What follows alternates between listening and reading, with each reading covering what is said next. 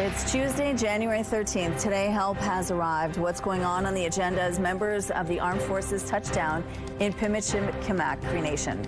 Also, waiting to hear back from loved ones. Tensions run high in Winnipeg's Iranian community as a deadly crackdown on protesters and communication blackout continues. Plus, board positions suspended while the Manitoba's PC party has removed a regional director. Your Morning Winnipeg starts right now.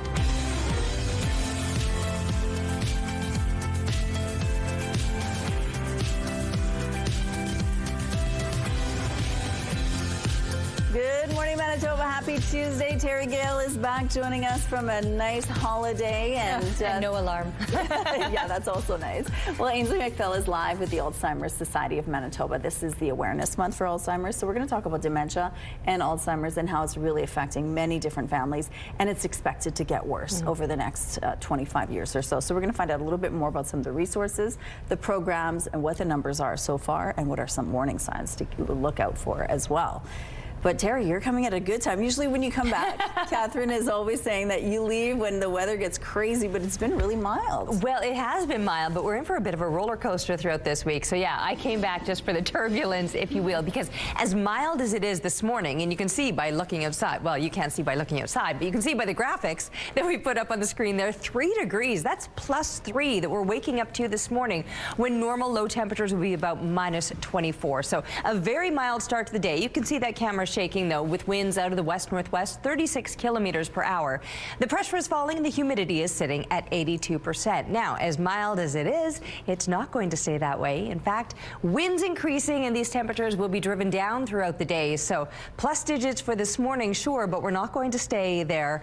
We might see a little bit of scattered precipitation as well. You can see that showing up right now on the satellite image, but showing up green in January. That's how mild it is. So with these plus digit temperatures, there might be a little bit of freezing rain out there first thing. Here's a look now at the futurecast to see how things will play out through the day today. Still with those little bits of green here through the south.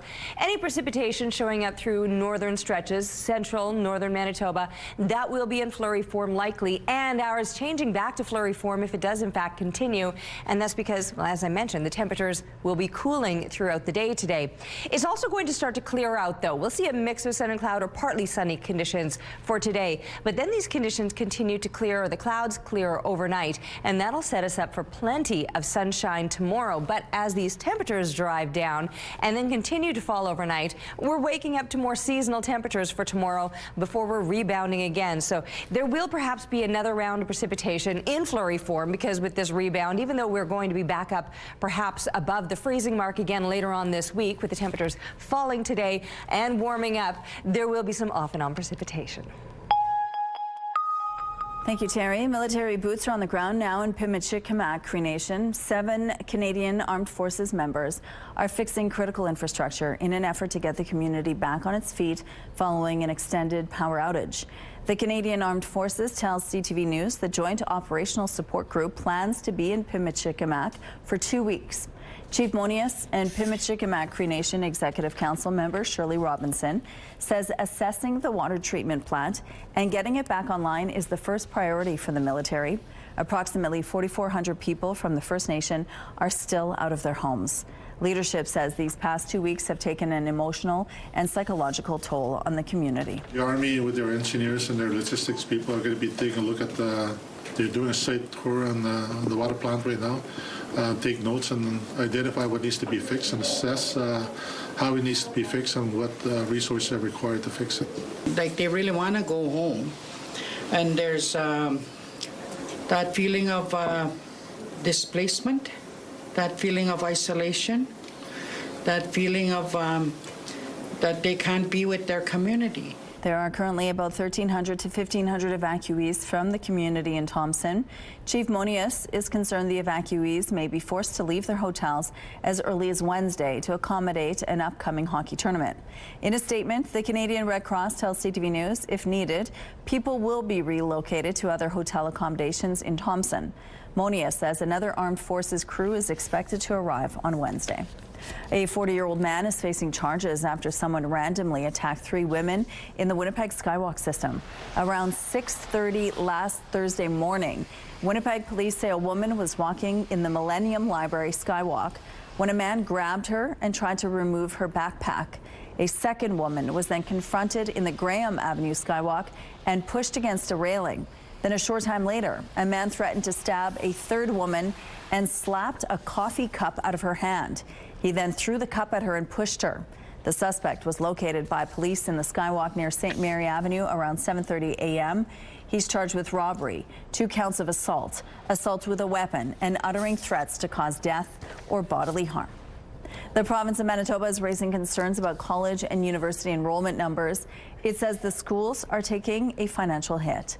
And as CTV's Jeff Keel shows you, the province is putting the blame squarely on the federal government. Temeluluwa Oyewole is in her 3rd year of studies at the University of Manitoba. I'm basically the first in my family to ever do such, ever. So it just means a whole lot to me and my family. So yeah. The international student from Nigeria says this is a big opportunity for her. I feel like the education here is really good. The professors are really supportive. The community is super great. But there may be fewer students like her in Manitoba right now. In 2024, the federal government capped the number of international students. The program had been under mounting scrutiny and surging student numbers, housing pressures, and growing asylum claims. But the province of Manitoba is calling out Ottawa for the decision, saying it's impacting enrollment. It is causing a lot of headaches for colleges and universities here in Manitoba. The province says Manitoba's international student allocations declined from 18,591 in 2025 to 11,196 in 2026, a reduction of 40%, and that's putting the schools in a financial bind. You can't make that up with a taxpayer subsidy. You're talking about a fundamental change to a school's operating environment. The University of Manitoba says they've seen international student numbers drop by 19% and 30% in consecutive years. The cap on international study permits has indeed had a measurable impact at the University of Manitoba. The University of Winnipeg says they're experiencing a 40% reduction of new international students. I am not privy to tell you specifically what that's going to translate in terms of the revenue loss, but it's significant. We're talking millions of dollars. Jeff Keel, CTV News, Winnipeg. Brandon University says its international student numbers fell from 447 last year to 354 this year. Red River College says it's seen a 25% drop from 2024 to 2025. CTV News also reached out to the federal government for comment, but they were not able to respond by airtime. A 52-year-old man is facing arson charges after allegedly starting a fire in his own apartment suite. The incident happened Sunday afternoon on Clark Street in Osborne Village. Fire crews alerted police after deeming the fire suspicious in nature. Investigators believe the suspect set fire to furniture inside his apartment. Police say the blaze caused significant damage and endangered the safety of other tenants in the building. Police arrested the man without incident. He's facing charges of arson with disregard for human life. He was detained in custody. Another arrest has come in a $20 million gold heist at Toronto's Pearson after a suspect landed at the airport early Monday. The 43-year-old man was taken into custody as he got off a plane from Dubai. He's facing several charges, including theft, conspiracy, and possession of stolen property. The gold heist in April 2023 is considered the largest in Canadian history. About 400 kilograms of gold were taken, along with $2.5 million in cash. 7 other suspects have been arrested in the case. 2 more are still at large. Manitoba's health card is going digital. We're moving from paper to plastic, and now we're moving from plastic to pixels. A digital health card is now available to apply for and access on mobile devices through a Manitoba Wallet app. It allows offline access to stored digital credentials and is the latest step in the province's modernization of the card, which moved from paper to plastic over the past year. Manitobans have the option to request a plastic or digital card or both when signing up. The health minister says it will make things easier in case of emergencies and for families. For parents, this step today means one less thing that you got to keep track of in your lives. Instead of juggling multiple cards for your kids, you can have them all in one place, right on your phone. For those already registered, the digital card is available immediately. The province hopes to expand the Manitoba Wallet, which allows offline access to stored digital credentials. The province says you will be able to choose what data to share. Here's what's happening now in traffic along the Norwood Bridge. Things are still really light here, as you can see. Barely anyone out at this point in the drive. If you see any problems out on the streets, text them to us, please, at 10400. Let's go to Ainsley McPhail now. We were talking about Alzheimer Awareness Month. Good morning, Ainsley. Good morning, Michelle. This is a national initiative, and when I give you the figure 20,300, you go, wow, that's a pretty big number, and that is the amount of people suffering through dementia or Alzheimer's in this province. Now, the good news, Alzheimer's Manitoba is here to help you and provide you with that first link, that first conversation, and resources that you might need depending on where you or your loved one are at in the diagnosis process. So whether that's a support group, whether that's the Minds in Motion program, we know about the research and how moving our bodies can help with this progressive illness. So stay with us throughout the morning. We're going to be chatting with various folks from the society about how you yourself can benefit. Thank you. Thank you, Ainsley. All right, let's go out to the rooftop now. It's a mild start to the day, but it's not going to stay like that. No, but it is beautiful out here. A little bit breezy, though I am somewhat sheltered from that wind currently. You know what I didn't do? I'm just out of my routine right now. I wore my indoor shoes outside, and there's this little mound of snow, but it's kind of like slushy snow. You don't want to be wearing indoor shoes outside when there's slushy snow. I mean, I've got like little thin loafers. Anyway, I did wear my big winter boots to walk home today because I was anticipating very icy conditions, and you likely will notice that, especially as these temperatures start to drop. We're at 3 degrees right now. We're into the plus digits and well above seasonal, but the winds are strong already. They're out of the northwest, gusting to 53 kilometers per hour. The pressure rising and the humidity sitting at 84%. Now, with that temperature falling, anything that's a little bit slushy and wet right now, well, that's going to be changing back to very icy conditions. So pedestrians do keep that in mind today. Things could get very slick, not just on the sidewalks, but even the road surfaces as well. Potential is there. So yes, these winds driving the temperatures down and still ending up probably slightly above seasonal. Around -9 is likely where we're going to be falling to around supper time today, but then continuing to drop off overnight. That'll take us back into the -20s with more seasonal temperatures expected for tomorrow, but a lot more sunshine too. We're taking a break. We'll be back with Your Morning Winnipeg. Weather is brought to you by Garage Masters, your complete garage specialists.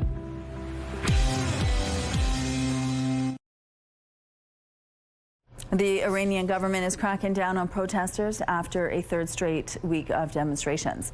Human rights groups are saying more than 500 people have been killed, and the regime is blocking internet and cell phone access. CTV's Harrison Shin spoke to Iranians living in Winnipeg who are worried about family back home.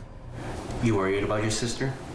I'm very worried about my sister. All of Najmi Safour's family, parents and sister live in Iran, a country in the middle of a massive civil uprising spread out over 180 cities. Safour believes her sister may have joined the protests that started about 2 weeks ago, with more than 550 confirmed deaths and 10,000 people detained. That just makes me feel very concerned because I'm not sure if she's safe or like how she is doing. It has been 5 days since Iranian government cut the country off from rest of the world by blocking internet and international phone calls. And that means people like Safour and Ali Bayat are in the dark about their loved ones back home. Bayat moved to Winnipeg from Iran in 2022. He says all of his friends and parents still live in the country.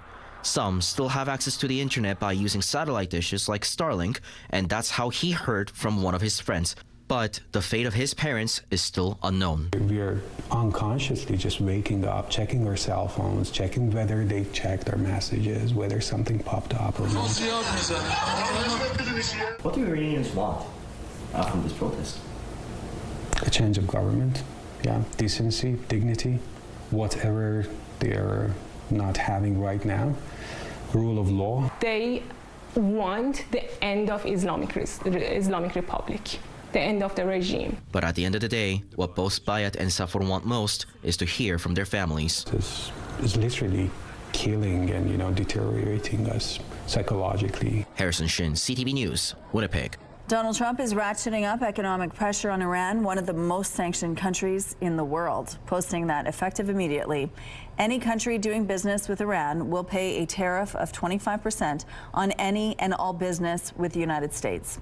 Among the countries this affects are China and Russia. There are multiple reports that the Trump administration is ordering 1,000 additional ICE officers to Minnesota to join the 2,000 already deployed. This development comes as the state, along with the cities of Minneapolis and St. Paul, launched a lawsuit against the U.S. federal government to stop the search. We don't back down in Minnesota. We stand up against bullies, and right now, what we are asking for is an intervention from the court to push back on this unconstitutional conduct. Immigration officers fired pepper balls at protesters outside a federal building in Minneapolis in another day of demonstrations against the immigration crackdown. Tensions erupted last week when an agent shot and killed a 37-year-old mother of 3.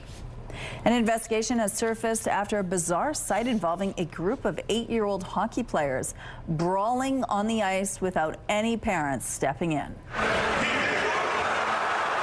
A wild scene in Pennsylvania at a Mites on Ice event during the intermission of an AHL game. Players throwing punches, swinging sticks, and even hurling themselves on top of each other. The Atlantic Amateur Hockey Association condemning the chaos and promising disciplinary action against players and team officials involved with what it calls a staged fight. The City of Winnipeg is encouraging customers with estimated water bills to submit their meter readings so they only pay for what they actually use. Monday marked the start of the first meter reading week. The water bylaw required customers to provide one reading per year, but the city is hoping people will provide one every time they receive a letter or email reminder. The city says estimated bills can see customers pay too much or too little and can hide leaks. Customers can submit a meter reading through the city's website using their meter number and reading, including all zeros. A Japanese lifewear retailer is set to open a pair of stores in Winnipeg. We're super excited to be able to announce that Uniqlo is coming to CF Polo Park. Uniqlo has announced it will open its first location at CF Polo Park this spring. It will be on the second level by the food court. A second location will follow at St. Vital Centre.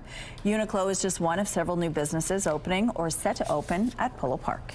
You know, I think retail is always one of those challenging industries where there's an ebb and flow.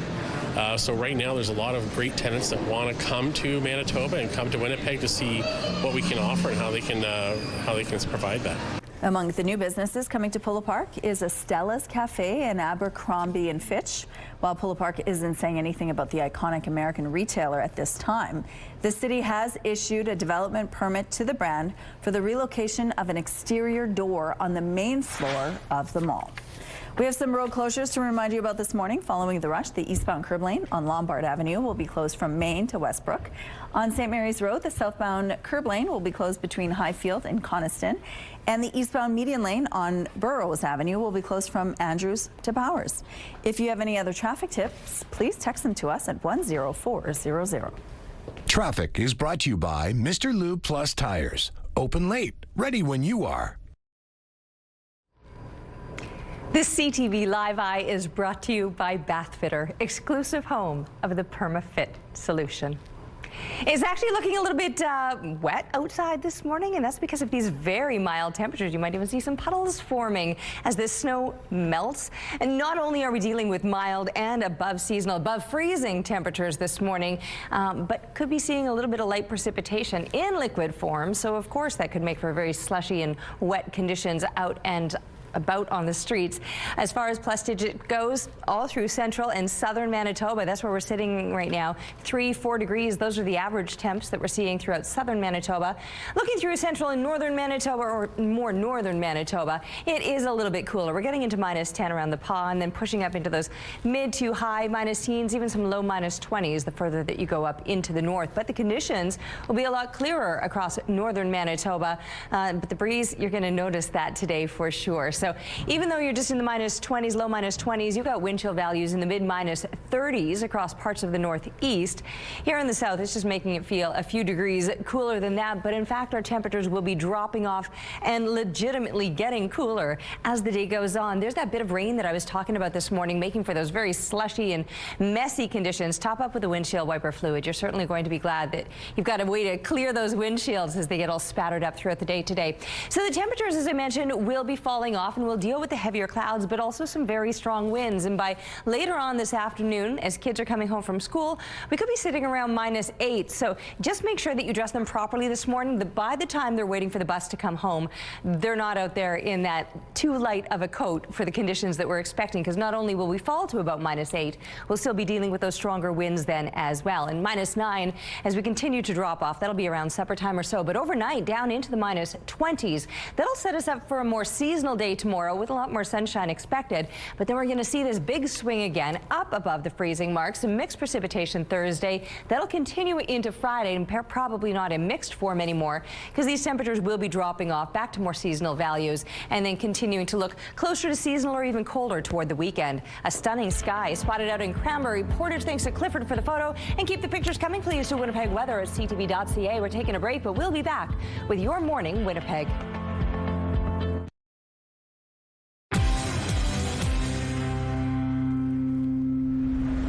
Get ready to rev your engines. It's time for Your Morning Winnipeg contest. Ram Motorsports Spectacular is coming to Canada Life Centre for 2 shows on February 7th and 8th. Fans can meet the drivers and even ride in one of the trucks. Your Morning Winnipeg has a family pass for 4 to give away this week. To enter, head to the contest page on our website, ctvwinnipeg.ca, and don't forget to enter the keyword wheels. Good luck. The City of Vancouver receives complaints about a lot of things, but one issue in particular just stinks. We're talking about that disgusting feeling when your shoe meets a pile of dog poo. CTV's Sinjin Alexander has more. Fido may have been the culprit, but we can't blame it all on the dog. A little privacy, please, because cleaning up is just as important a responsibility as walking, throwing, and feeding. And when it's missed, frustrating. It's very annoying when other people don't pick up their dog poop, especially when people try so hard to do it. She's right. Some people do a crappy job. In 2018, the City of Vancouver received 100 complaints about dog poo. That crept up to 106 2 years later. And let's be honest, it's gross. You could, step in it, sit in it. It's most likely to crush your sole, of your shoe that is, downtown, Victoria Fraserview, Hastings Sunrise, and Kitsilano. Or the most annoying thing I find is when they pick it up, put it in bags, and then just throw those bags randomly, and you'll find them in alleyways. The city says picking up is essential, not only because it's filthy, but also because it contains a whole lot of unhealthy pathogens. The parasites don't just live within the poop when it's sitting there, but even after you may think the rain washes it away, the parasites will persist in the ground for weeks or even months beyond that. You can't leave it lying around if it's brown. That's why cities around the world have strict bylaws with big fines. Off the ground! And clever reminders.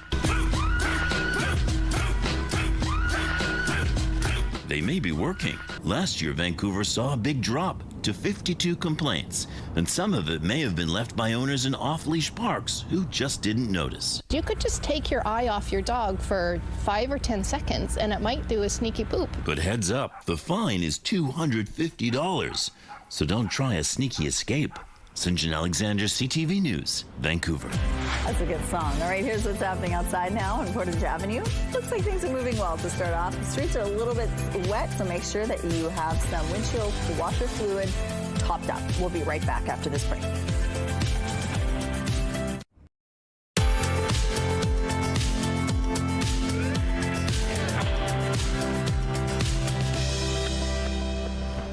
All right, looking outside, and you can see those winds rattling around, or you'll be rattling around perhaps if you're stepping out there this morning. My goodness, gusting out of the northwest up to 53 kilometers per hour, but still +3 is where we're sitting right now. So windy, but incredibly mild. The pressure It's rising, and the humidity is sitting at 84%.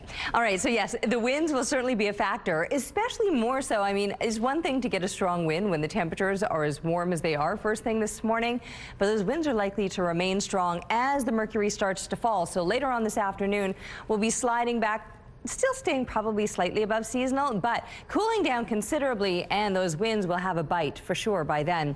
Right now, you can see on the satellite image a little bit of lingering precipitation showing up green. That's because we're in the plus digits, so the precipitation is in liquid form for now. If it continues through the day, it'll likely be changing back to flurries because we're going to be taking a little bit of a nosedive down to about -9. Now, a normal daytime high would be about -13, so we are still staying slightly above seasonal today, but then overnight continuing to drop off and ending up at about -21. We will still notice some stronger winds overnight, but the sky begins to clear most of the day today. We'll still have those heavier clouds hanging around, but clearing overnight, that'll set us up for some sunshine tomorrow and more seasonal temperatures expected. But the winds will be so much lighter, shifting out to the south, and only about a 15K wind. With the sunshine, that'll make for a very pleasant day, but the roller coaster resumes on the other side of that because we're back up above the freezing mark with some precipitation to come on Thursday, continuing into Friday as the temperatures return to seasonal, and then slide right on down into the deep freeze as we're looking toward the coming weekend.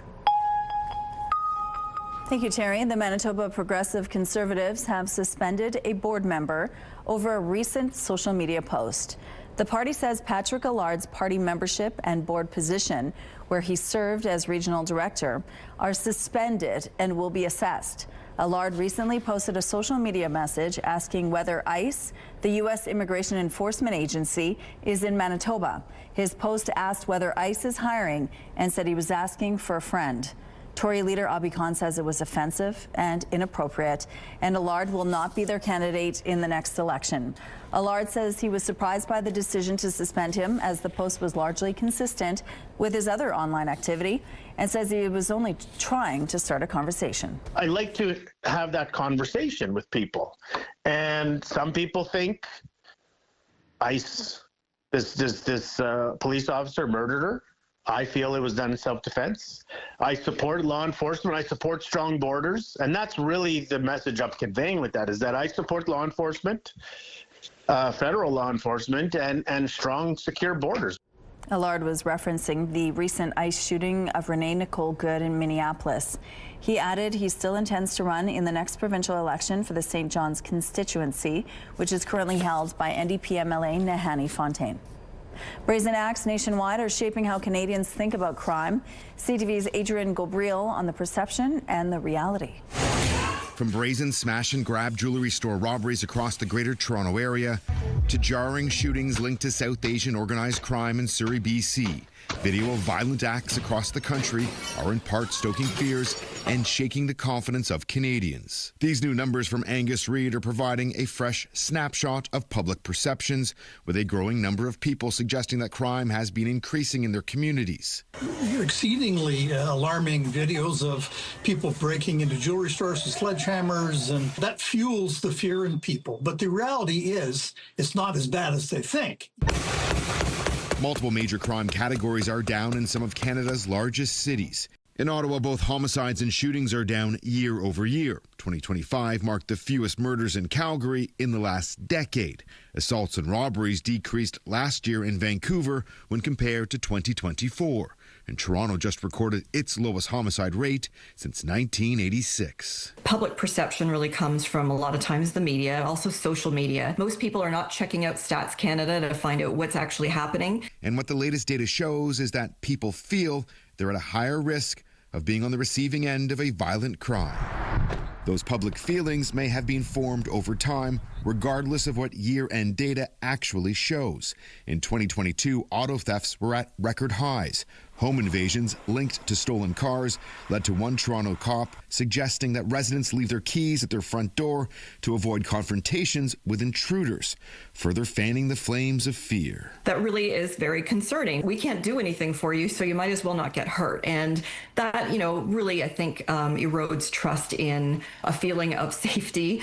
Another concern raised publicly, repeat violent offenders. Last year, the federal government introduced legislation to tighten bail reforms. That bill is still making its way through Parliament. Adrian Gobriel, CTV News, Toronto.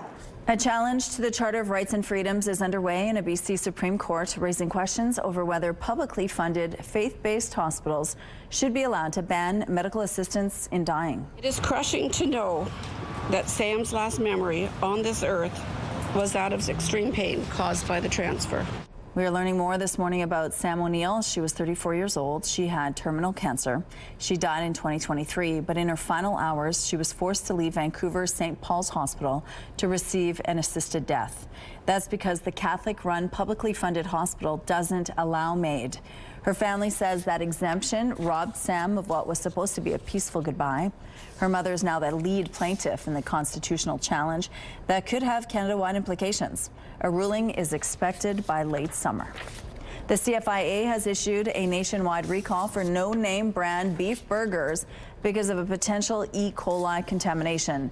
The recall affects 1.36 kilogram packs of no-name beef burgers with best before dates of May 5th, 2026. There haven't been any reported illnesses associated with this recall. The CFIA says if you have one of these products, either throw it out or return it. More details are available on ctvnews.ca. We now know who will be representing Canada in figure skating at next month's Olympics. 7 athletes are returning to the Games, including ice dancers Piper Gillis and Paul Poirier, who are making their 3rd Olympic appearance. 5 Canadians will be making their Olympic debuts. Very exciting. Here's a look at what's happening in traffic around Confusion Corner. Things are slowly picking up over here, but overall moving quite well. It is messy out there, so make sure that you have all you need to ensure you could see the road. Here's a look at your gas prices now. The Canadian average is $1.24. The provincial average is lower at $1.16. In Winnipeg, the average is $1.15, and the lowest price in the city is $1.07. All this info is on GasBuddy.com. Coming up, Ainsley is live at the Alzheimer Society of Manitoba this morning, telling us all about Awareness Month and what we need to know about some of the services and supports available to Manitobans. Stay with us.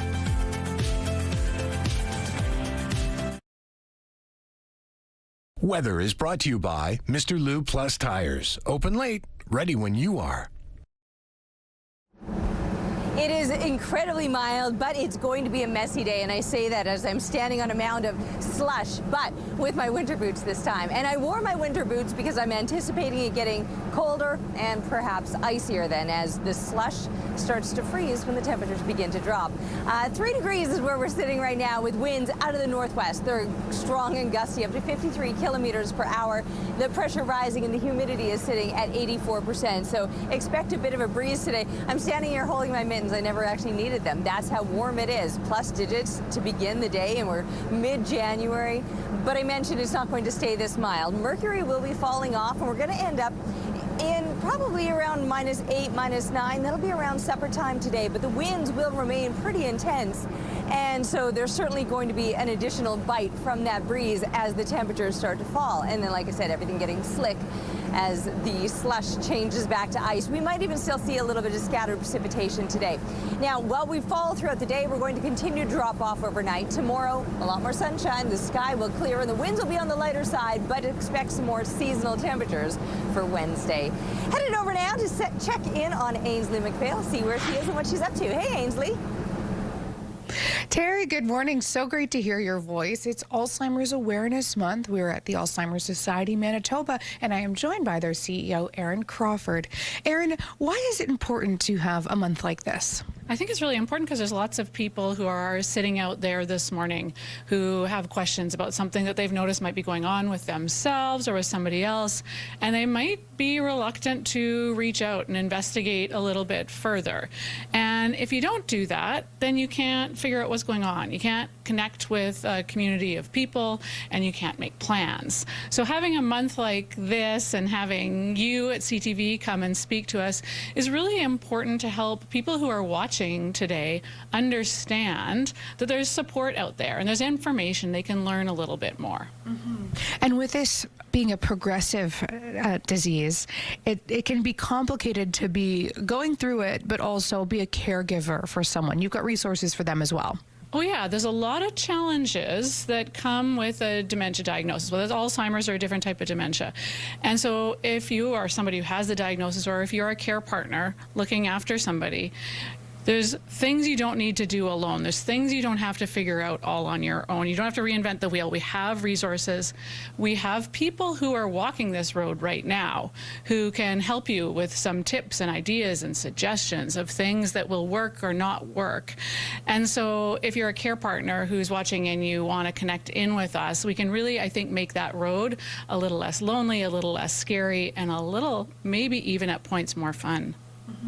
And to wrap up here, there's elements of getting involved with community.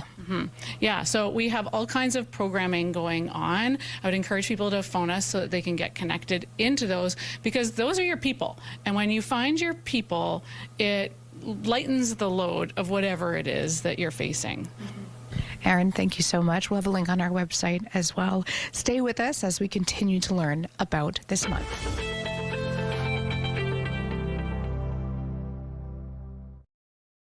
Looking at the early markets, the Dow Jones is operating flat. The Nasdaq lost 77 points. The S&P index dipped 8. The Canadian dollar is decreased a little to 72.4 cents U.S. Overseas, the Hang Seng added 239 points, and the Nikkei gained 1,609 points. Good morning. It is 6:46. A 52-year-old man is facing arson charges after allegedly starting a fire in his own apartment suite. The incident happened Sunday afternoon on Clark Street in Osborne Village. Fire crews alerted police after deeming the fire suspicious in nature. Investigators believe the suspect set fire to furniture inside his apartment. Police say the blaze caused significant damage and endangered the safety of other tenants in the building. Police arrested the man without incident. He's facing charges of arson with disregard for human life. He was detained in custody. A senior from Pinawa is dead after her vehicle was hit by a semi-truck in Lac-du-Bonheur. RCMP say it happened at noon Friday at the intersection of Highway 11 and Minnewawa Street. Investigators say the 78-year-old woman entered the intersection and was hit by a northbound semi-truck. She was declared dead at the scene. The 41-year-old man from Fanistel behind the wheel of the semi was uninjured. RCMP, along with a forensic collision reconstructionist, continue to investigate. A suspect connected to that $20 million gold heist at Pearson Airport in 2023 has been arrested. Police say Arslan Chowdhury was arrested yesterday after landing in Toronto from Dubai. His arrival and arrest were prearranged. Chowdhury is now facing charges, including theft over $5,000. 10 people have now been charged in connection to the heist. Most of the stolen gold has not been recovered. Statistics Canada is cutting hundreds of jobs. The layoffs will begin this week with 100 immediate layoffs. The federal agency confirms it is entering into what it calls a workforce adjustment period, impacting about 850 positions and 12% of its executive team. Last fall, Finance Minister François-Philippe Champagne said the Canadian Public Service had grown too large. The Liberals are looking to reduce the size of the service from its peak of more than 367,000 employees in March of 2024 to 330,000 by 2029. NASA's Artemis 2 mission could launch in less than a month. Possible launch dates start February 6th, running until the end of April. Each date has a launch window that lasts for a couple of hours. This is the first crewed mission of the Artemis program and NASA's first trip back to the moon since 1972. The crew will include Canada's Jeremy Hansen, who's poised to become the first non-American to go beyond Earth's lower orbit. NASA is warning delays are possible. Artemis 1 was delayed 3 times before launch. Pope Leo met with Nobel Peace Prize winner Maria Corina Machado yesterday at the Vatican. Machado is still in exile after traveling to Norway to accept her prize. The Venezuelan opposition leader says she's willing to give or share her Nobel with U.S. President Donald Trump, but the Nobel Committee says that's not allowed. Machado is expected to meet with President Trump at the White House on Thursday. Medical experts say strength training can help keep bones and muscles healthy after menopause. Estrogen loss speeds up a reduction in bone density and contributes to the gradual loss of muscle mass. Strength training involves working against resistance and can help women maintain a healthy weight while staying on track with New Year's fitness resolutions. You can use free weights, but strength training can also involve exercises like push-ups, squats, lunges, sit-ups, crunches, or planks.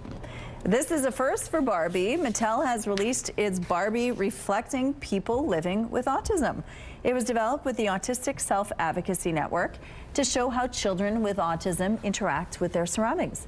Some of its details include bendable elbows and wrists that allow for repetitive movements. There are also accessories such as fidget spinner, noise-canceling headphones, and a tablet for communication.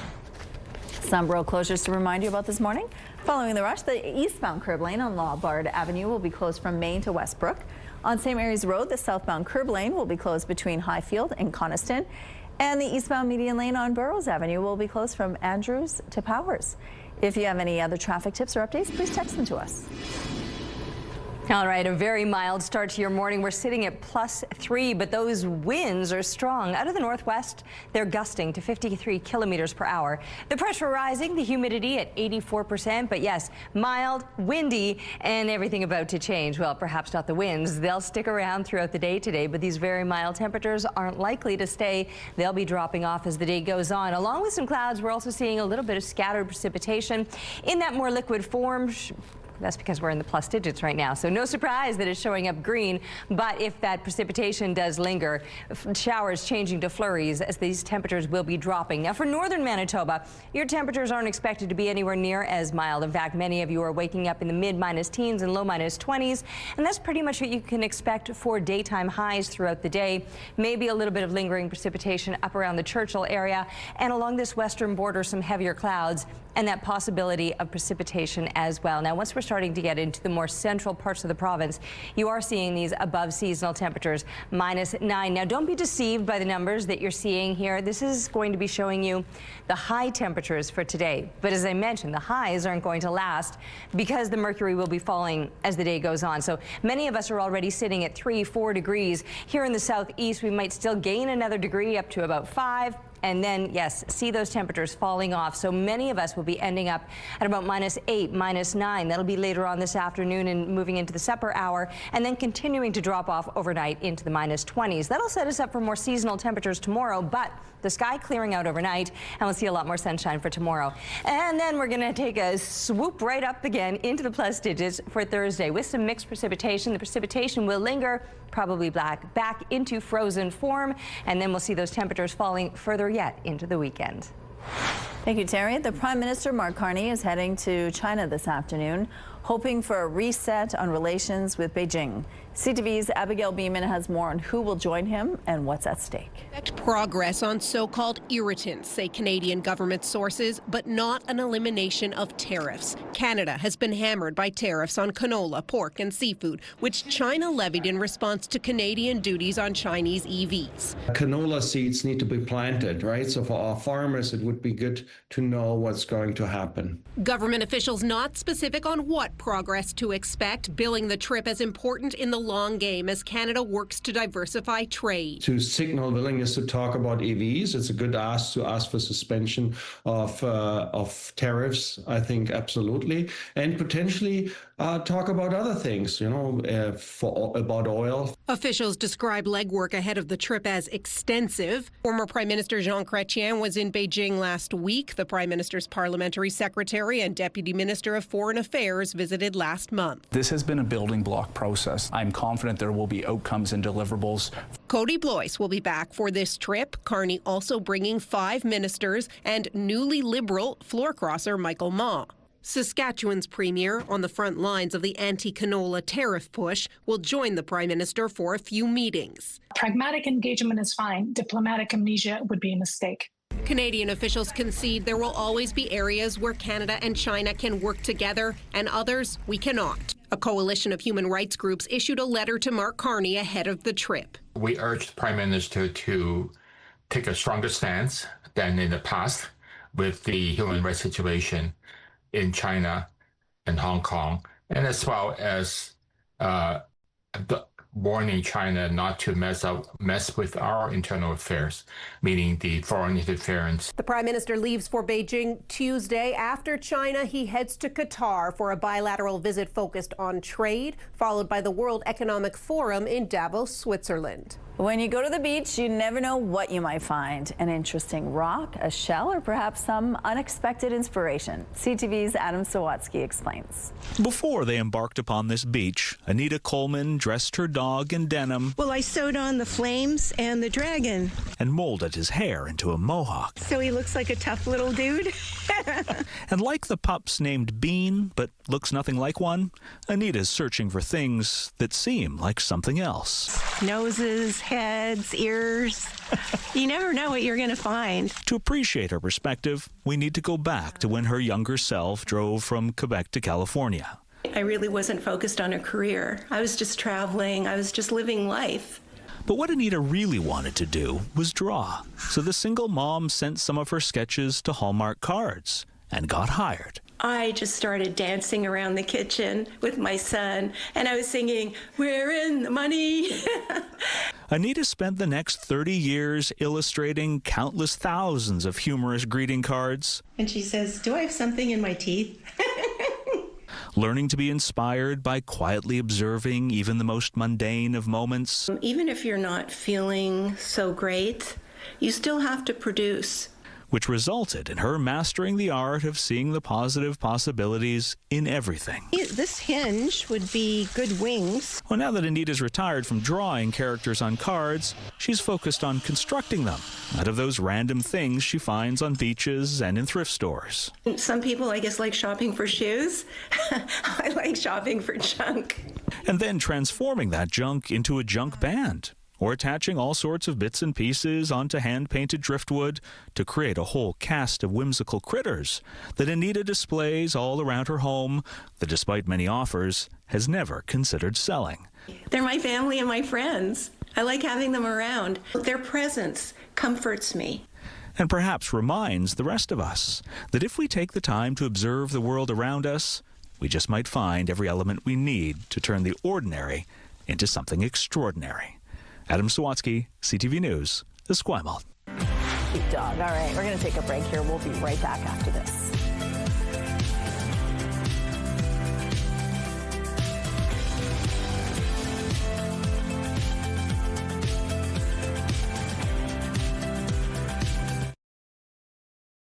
It's Tuesday, January 13th. Today, enrollment concerns, how shrinking student numbers are putting pressure on college and university budgets. Plus, military assistance. Armed Forces crews move in to restore critical infrastructure in Pimicikamak, Cree Nation. And new digital health cards. Coverage goes mobile, designed to help families in urgent situations. Your Morning Winnipeg starts right now.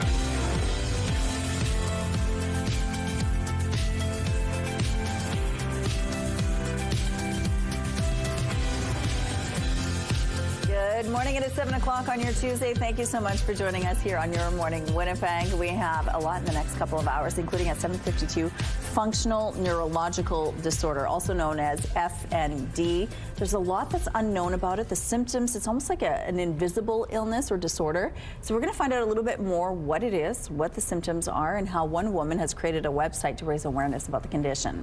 But speaking of conditions, it's beautiful outside right now. Isn't this a shock? It's weird. To think that we're mid-January and waking up in the plus digits. Now, here's the thing. It's not going to stay that mild throughout the day today, so kind of brace yourselves for some big changes. And by that, I'm talking temperature drops. Yes, we're in the plus digits right now, sitting at a very mild 3 degrees. It's windy, though. Those northwest winds are gusting to 53 kilometers per hour. The pressure rising and the humidity is sitting at 84%. So you can see the camera shaking out there right now, just indicative of how strong those winds are. It will stay windy today, and the temperatures will not stay put, and they're not going to rise as you would typically expect temperatures to do throughout the day, instead taking a little bit of a nosedive and falling throughout the afternoon. Also falling right now, still seeing a little bit of that lingering precipitation in liquid form because of these very mild temperatures this morning. For northern Manitoba, these extra clouds will actually be clearing as the day goes out. goes on, and you're going to start to see increasing amounts of sunshine as that happens. Here throughout the south, we're likely to deal with the heavier clouds lingering, and while we're seeing a little bit of rain right now, any precipitation showing up later on this afternoon could in fact be in more frozen flurry form, and that's because these temperatures will be falling almost back to seasonal and then continuing to drop off overnight as the sky continues to clear, at least on the eastern side of the province. You can see right along this western border, it will remain on the cloudier side for tomorrow, but expect to see plenty of sunshine for anybody basically center of the province and further east, and that's southern Manitoba right up into the north. A band of precipitation is moving through though, and again you can see these mixed colors. That's because we're in for another rise in these temperatures by about Thursday, only to see them dropping off again on the other side of that and sliding right on down into the deep freeze as we're looking ahead to the weekend. So get ready for a bit of a roller coaster ride, buckle up and endure. The weekend comes along and we're going to be dealing with below seasonal temperatures. Thank you to Anya, 2 years old. I like it what you've done here, showing off your Christmas tree. We're just catching up on some of these pictures, so thank you for sharing this one with us. And keep those pictures coming, please, to Winnipeg Weather at ctv.ca. The Weather Art of the Day is brought to you by 103.1 Virgin Radio. Military boots are on the ground now in Pimicikamak Cree Nation. 7 Canadian Armed Forces members are fixing critical infrastructure in an effort to get the community back on its feet following an extended power outage. The Canadian Armed Forces tell CTV News the Joint Operational Support Group plans to be in Pimicikamak for 2 weeks. Chief Monius and Pimicikamak Cree Nation Executive Council member Shirley Robinson said assessing the water treatment plant and getting it back online is the first priority for the military. Approximately 4,400 people from the First Nation are still out of their homes. Leadership says these past 2 weeks have taken an emotional and psychological toll on the community. The Army with their engineers and their logistics people are going to be taking a look at they're doing a site tour on the water plant right now.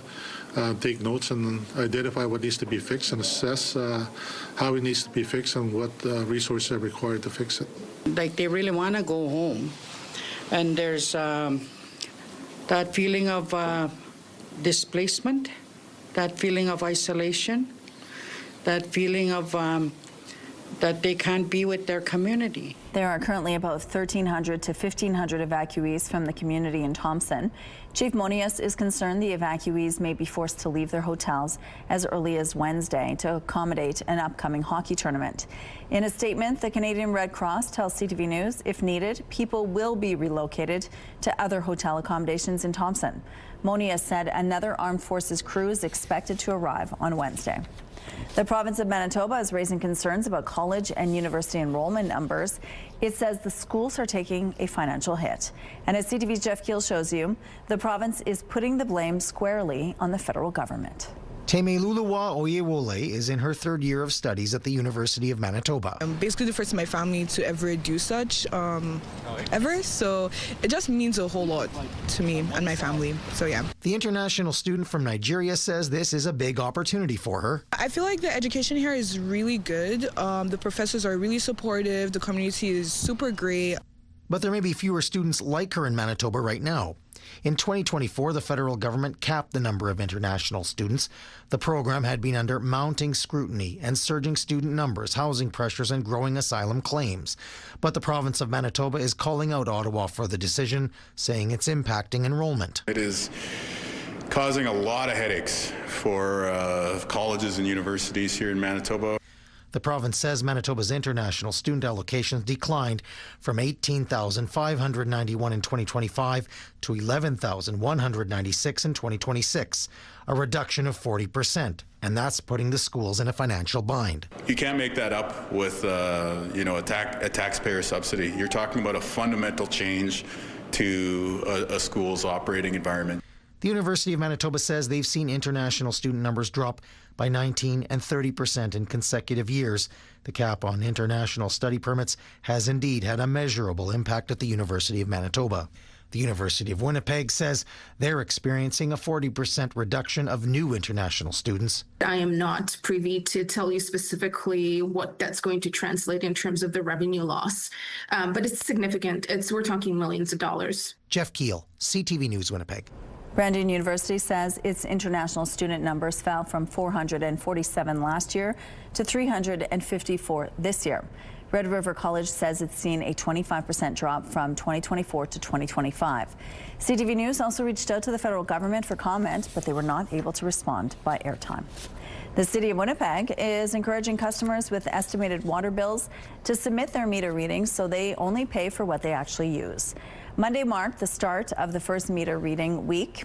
The water bylaw required customers to provide one reading per year, but the city is hoping people will provide one every time they receive a letter or email reminder. The city says estimated bills can see customers pay too much or too little and can hide leaks.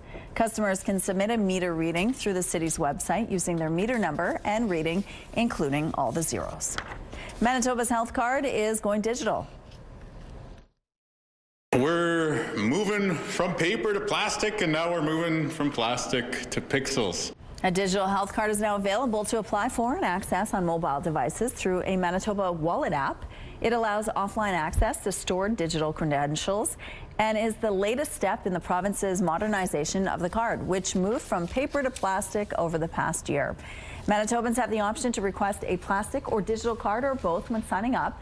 The health minister says it will make things easier in case of emergencies and for families. For parents, this step today means one less thing that you got to keep track of in your lives. Instead of juggling multiple cards for your kids, you can have them all in one place, right on your phone. For those already registered, the digital card is available immediately. The province hopes to expand the Manitoba Wallet, which allows offline access to stored digital credentials. The province says you will be able to choose what data to share. Here's what's happening now in traffic at Kenaston and Sterling Lion Way. It looks like things are moving well over here. We have no issues to tell you about at this point in the morning drive on this Tuesday. If you see any issues out there, please let us know. Global central bankers, including Canada's Tiff Macklem, have thrown their support behind U.S. Fed Chair Jerome Powell after the Trump administration ratcheted up its already unprecedented pressure campaign against the Federal Reserve. Reacting to the threat of criminal charges being leveled at the U.S. Monetary Authority, central banks, including the European Central Bank and the Bank of England, said they stand in full solidarity with the Fed and Powell. Macklem, in a statement Monday, said that the Fed chair reflects the very best in public service and has his full support. Well, as Canadians struggle with soaring prices, McDonald's says it's trying to offer them a break today by dropping the price of its value menu and expanding the number of discounted items it offers as consumers struggle with the higher cost of living, and they're cutting back on even the cheapest restaurant visits. The fast food giant is announcing its McValue meal bundles will now cost $5 before tax, down from $5.99, a price that the company has committed to freeze for a year. The discount menu will also now include 4 breakfast combos during morning hours. Those are your morning business headlines. For B&M Bloomberg, I'm Roger Peterson. It's Alzheimer's Awareness Month, and Ainsley McPhail is live with the Alzheimer's Society of Manitoba. They do a lot of important work here in this community and support many people. Good morning. Good morning. Thousands of people are going through this, Rochelle. Over 20,000 Manitobans, 20,300. And when you think about it, that's a huge number, but also it can be quite isolating to experience this disease. It can be confusing, disorienting, and honestly, tragic for the families, extremely sad. So with Alzheimer's Society Manitoba, they've got support groups for family and people going through it. You can do that over Zoom as well, so it's not just Winnipeggers. Folks from all over Manitoba can take part. They also have activities within community that you can go out and exercise, and then they also have resources where you can ask questions too. I can't get to it all in a minute right now, but I'll chat with you guys again at 7:27. Okay, thank you, Ainsley. Let's go out to the rooftop now. It's a beautiful start. It's wet, it's messy out there, but things are going to take a weird turn later. Yeah, you're right about that. A bit of a spiral down. I don't know if it'll be a spiral down. It could be a full-out free fall. I feel like this is the part of the ride where we put the hands up, you know, on the roller coaster because you're about to go down, and we've already started. We were at 3 degrees last hour, and now we're sitting at 2, and we're going to continue to watch that temperature dropping off throughout the day today. Winds aren't quite as strong as they were last hour, but still you'll notice them out of the northwest at 36 kilometers per hour. The pressure rising. and the humidity sitting at 85%. Still dark out here. The sun won't be up till about 20 past 8 or so, but we're still not going to be seeing much of that sunshine today. However, northern Manitoba, a bit of a different story for you. You do have some cooler temperatures that you're waking up to this morning, but also some clearer conditions that you'll enjoy throughout the day, with increasing amounts of sunshine as the heavier clouds begin to clear. Here in the south, we're not necessarily going to see that clearing until overnight, and we might even, in fact, see some precipitation, some showers this morning while it is as mild as it is, plus digits throughout the next hour or so. But then that precipitation could change up into more freezing rain and then straight up flurries as the mercury continues to fall, ending up at about -8 by the time we're kind of wrapping the afternoon. By supper time, -9, and getting colder from there. So tomorrow, expect more seasonal temperatures, but better conditions. Well, it's not going to be anywhere near as mild, seasonal and light winds and sunshine. Thanks, Terry. It's time now for our question of the day. Today is Make Your Dream Come True Day. It's a special day dedicated to inspiring people to take action towards achieving their aspirations. So we're asking, what is something you've always wanted to do or achieve? You can text your answer to 10400. Make sure to follow the automated instructions so we can feature your response. And don't forget to include your name, please. At Your Morning Winnipeg, we're all about celebrating your amazing pets, furry, feathered, or scaly. Your Pet of the Week submissions are amazing. We want more, whether it's dogs, cats, birds, or any other pet pals. Send them our way. Drop your pet photos and a fun little story about them to petoftheweek@ctv.ca, and then catch us every Thursday to find out if your pet is our Pet of the Week on Your Morning Winnipeg. This is what it looks like outside now on McPhillip Street. Things are picking up over here, but overall moving quite well. We're going to take a short break. Stay with us.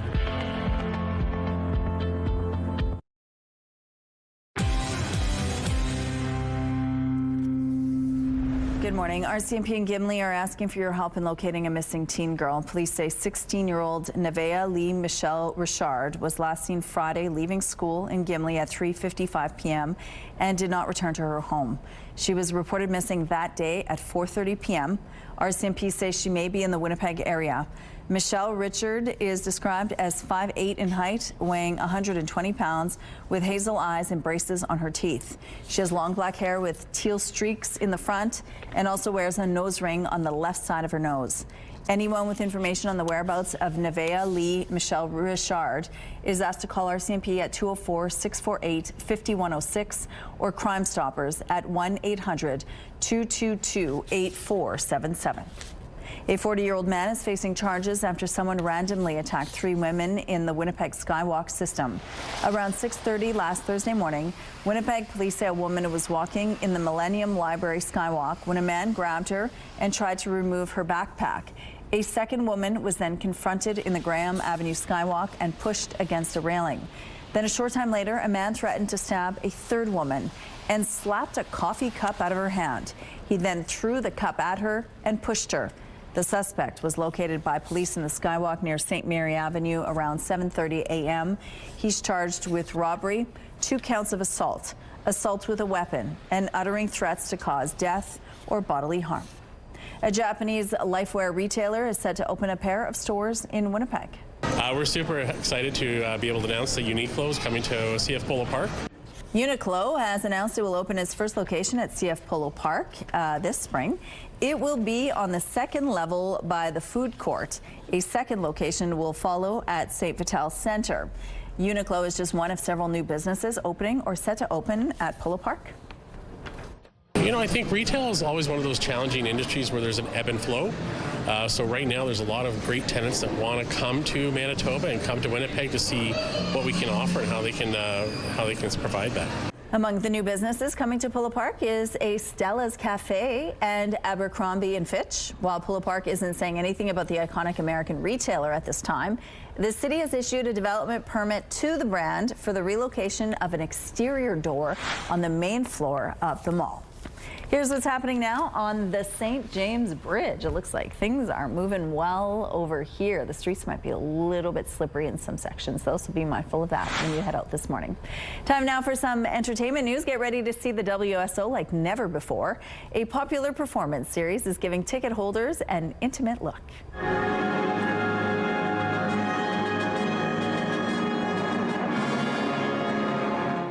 From the Inside Out returns with 3 shows at the Centennial Concert Hall from tonight through Thursday of this week.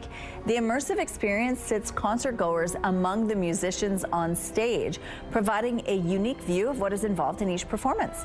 The program features bite-sized excerpts from Richard Wagner's Ring Cycle, including the Ride of the Valkyries and Handel's music for the Royal Fireworks. In a regular symphony experience, you hear the instruments from afar, both visually and also audibly, and so you hear everything quite blended. But in this situation, what you're going to be hearing is the details and actually seeing what it takes to play these instruments at the incredibly high level that our musicians play them. Tickets are available through the WSO's box office and are expected to sell out. Now to some sad news. A founding member of a legendary rock band died over the weekend. The Grateful Dead's Bob Weir has passed away at the age of 78. One of these days, they better be going out of the door and down the street alone. Bob Weir sang and played guitar with the San Francisco band from their beginning in 1965 until they broke up 30 years later. The group amassed a cult following, their members affectionately known as Deadheads. Weir was inducted into the Rock and Roll Hall of Fame in 1994. His website says he died of lung issues related to a cancer diagnosis. Your primetime lineup starts at 7 with Will Trent. High Potential is on at 8, followed by The Rookie at 9. And Best Medicine wraps things up at 10. It's all right here tonight on CTV. Today, Terry, we're going to be dealing with some wind. Yes, and it's been strong already this morning. Mild though, so you don't really notice how awful that wind might be. But by later on today, as these temperatures start to slide and end up below the freezing mark again, that strong wind will definitely add a little bit of a bite. We're looking now at the CTV Live Eye, brought to you by Bath Fitter, exclusive home of the PermaFit solution. So yes, that camera's been shaken outside this morning on these strong winds, but the temperatures, as I mentioned, they've been very mild, at least to begin the day. So still above the freezing mark, although we are starting to drop off now. We were at 3 degrees last hour, sitting now at 2, but we're still seeing a lot of 3s and 4s, a couple of 4s, showing up through southern Manitoba. Kenora, not quite as mild, but still at the freezing mark right now. Once we look into parts of northern Manitoba, though, the temperatures are considerably cooler, into the mid to high minus teens and even those low minus 20s. But the conditions will be a lot clearer across northern Manitoba. Meanwhile, we're going to see those heavier clouds lingering and maybe even some light precipitation here in the south. Winds factored in, and while it's very mild and that wind chill value is really a non-issue this morning here in the south, it is making it feel in the high minus 20s or even mid to high minus 30s. In the far northeast this morning, so that's where the conditions will be the coldest today. However, ours will be cooling as the day goes on. Now, bit of precipitation starting out in more liquid form.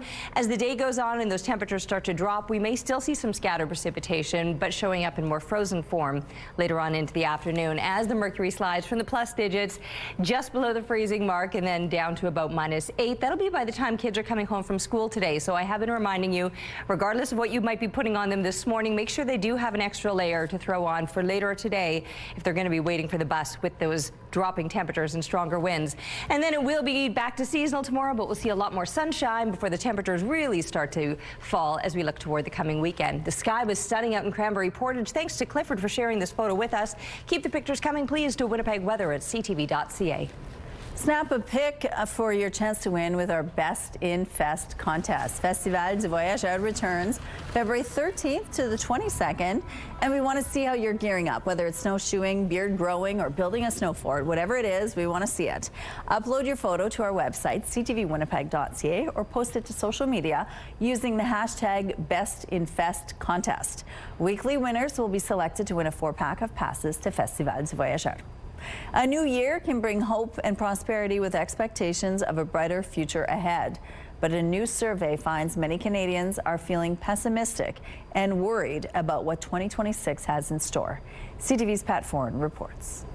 If you're feeling stressed about your finances, you're not alone. Many people are concerned about the rising cost of living heading into the new year. The salary is not sufficient to cover the basic necessity now. I'm barely paycheck to paycheck for years. Not a good place to be, but I think it's pretty common. According to the MNP Canadian Consumer Debt Survey, 71% expect the cost of living to worsen, 59% believe the overall economy will worsen, and 51% believe Canada's relationship with the U.S. will also get worse. There's a lot of negativity and pessimism out there. Whether it's paying your rent or mortgage, shopping for a new car, or buying groceries, the year ahead brings with it mounting financial challenges. For many, it's not one part of the economy, it's all of it. Whether it's interest and inflation, housing, job market, overall economy, the cost of goods. The Credit Counseling Society says one area of growing concern is consumers using credit cards to buy groceries and pay their monthly bills. We're seeing more and more people that are using their credit to cover off those little necessities in life. And the problem is that's a bad cycle to be in. At some point you run out of credit, you don't have cash. What do you do? The survey also found 59% believe housing affordability will deteriorate, and 62% are concerned about rising poverty and inequality. Younger Canadians are feeling the most financial pressure. Many of them have just left school. They have this large student loan debt. They've accumulated credit card debt. They're looking at the cost of housing as they start their financial journey into adulthood, and they do feel stuck. Anyone having trouble paying their bills and getting further into debt is advised to get help. Credit counseling with a debt professional is free, confidential, and can let you know your options before your situation gets worse. Pat Foran, CTV News. Coming up, we're going to learn more about Alzheimer's Awareness Month and some of the programs and services and supports available to you right here in Manitoba. Stay with us. Let's go back now to Ainsley McPhail. We're talking about Alzheimer's Awareness Month, and the Alzheimer's Society of Manitoba has many different services that are available online, making it easy for families to access. Good morning, Ainsley. Good morning, Rochelle. There's going to be a lot of questions when you're faced with this disease, not only for the folks going through it, it can be quite isolating, but also for their families. Jennifer Liccardo joins me now. She's the manager of education here. What do people want to know when they're early on in this process, Jennifer? Good morning, Ainsley, and thanks for having us. People would want to know, especially care partners, want to know where can they go for a diagnosis, and what are the supports that they can access in the community and the healthcare system, as well as from the Alzheimer's Society. They also want to know some of the strategies that they can use in their day-to-day caregiving role. So those and more are some of the topics that we do offer in our family education programs. And people might want to get a little bit deeper into it too, because they have some specific questions, especially as it progresses as well. That's true, Ainsley, and that's why we do offer a variety of options for them. So we have online virtual education sessions offered via Zoom. We typically have at least 2 to 3 sessions per month. And then we also offer in-person sessions. So we're piloting a new 6-part series that gets deeper into the changes in the brain, day-to-day strategies, and they can even practice some of the skills that they would learn so that they can retain those information better. So yeah, actually telling people what is happening to their body, what is happening to the body of their family member. Before we're out of time, it's all about making that first connection, and that's what you guys do. Absolutely. Give us a call and we'll be able to link you to different resources and to a community of support out there. Thank you so much. And that network extends beyond Alzheimer's Society Manitoba, because other Manitobans are connecting with each other through support groups. We'll tell you all about that later on in the show. Okay, thank you, Ainsley.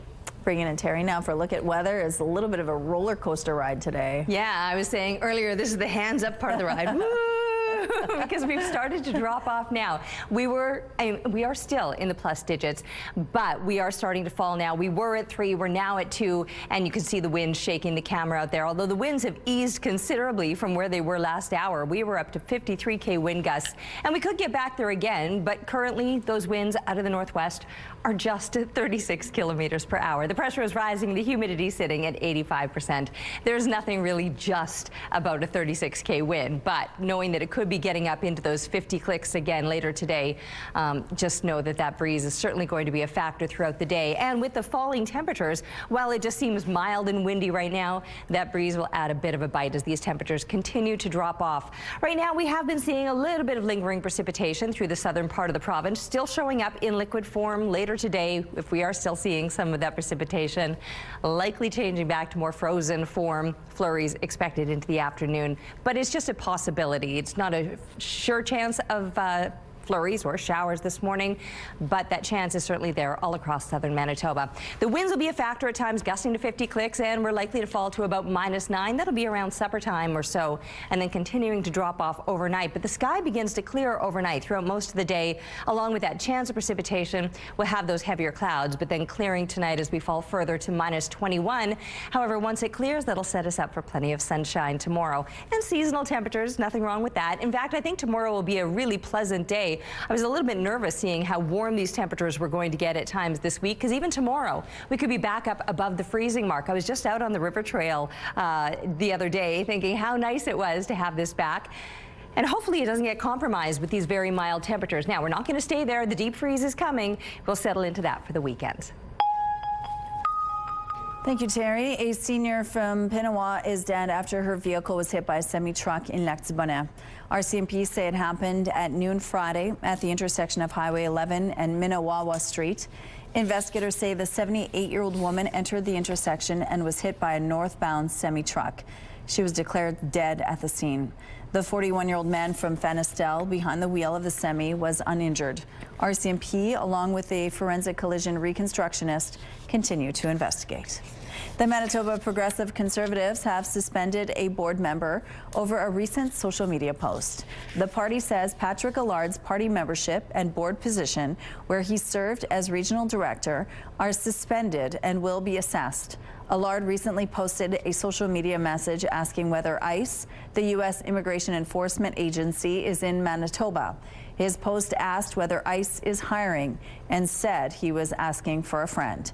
Tory leader Abi Khan says it was offensive and inappropriate, and Allard will not be their candidate in the next election.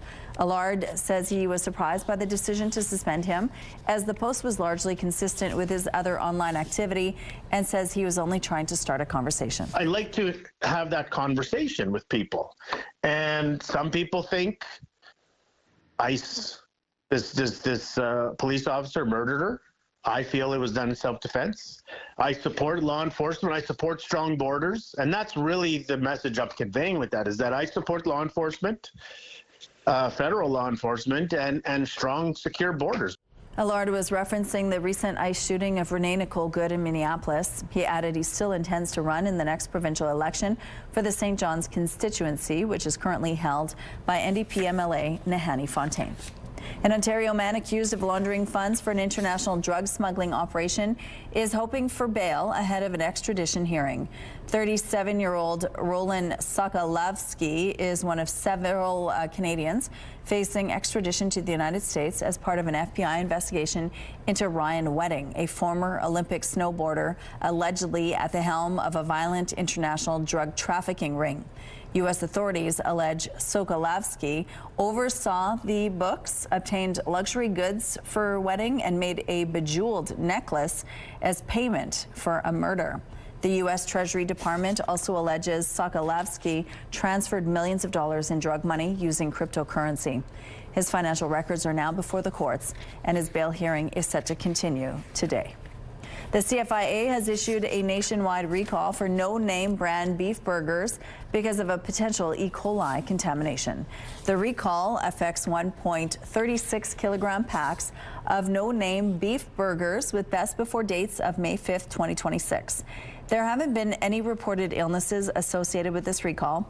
The CFIA says if you have one of these products, either throw it out or return it. More details are available on ctvnews.ca. People in Calgary are still being urged to follow restrictions as water use rises to unsustainable levels again. We refill this pipe and bring it back up to pressure. There's still a real chance that we could see another break. It's been 2 weeks since the Bear Spa South Feeder main broke. The pipe has now been fixed and systems are slowly coming back online. But officials say after trending down for 1 day, water usage in the city jumped back up to 505 million liters. Officials say a sustainable level to refill the underground reservoirs is 485 million liters or less. The city is continuing to ask people to cut down on showers, toilet flushing, and to only run full loads of laundry and dishes. A former Winnipeg Jets head coach who had retired from his long hockey career in 2024 is back in the game. Rick Bowness stepped down from his head coach position with the Jets in the spring of 2024. Now Bowness is back, this time at the helm of the Columbus Blue Jackets. He replaced Dean Evison, who was fired by the Jackets yesterday.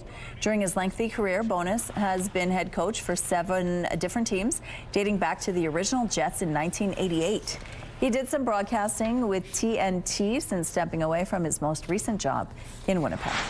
Some road closures to remind you about this morning following the rush. The eastbound curb lane on Lombard Avenue will be closed from Main to Westbrook. On St. Mary's Road, the southbound curb lane will be closed between Highfield and Coniston, and the eastbound median lane on Burroughs Avenue will be closed from from Andrews to Powers. If you have any other traffic tips, please text them to us. And here's a look at your gas prices. The Canadian average stands at $1.24. The provincial average is lower at $1.16. In Winnipeg, the average is $1.15, and the lowest price in Winnipeg is $1.07. All this info is on GasBuddy.com. We're going to be right back after this short break.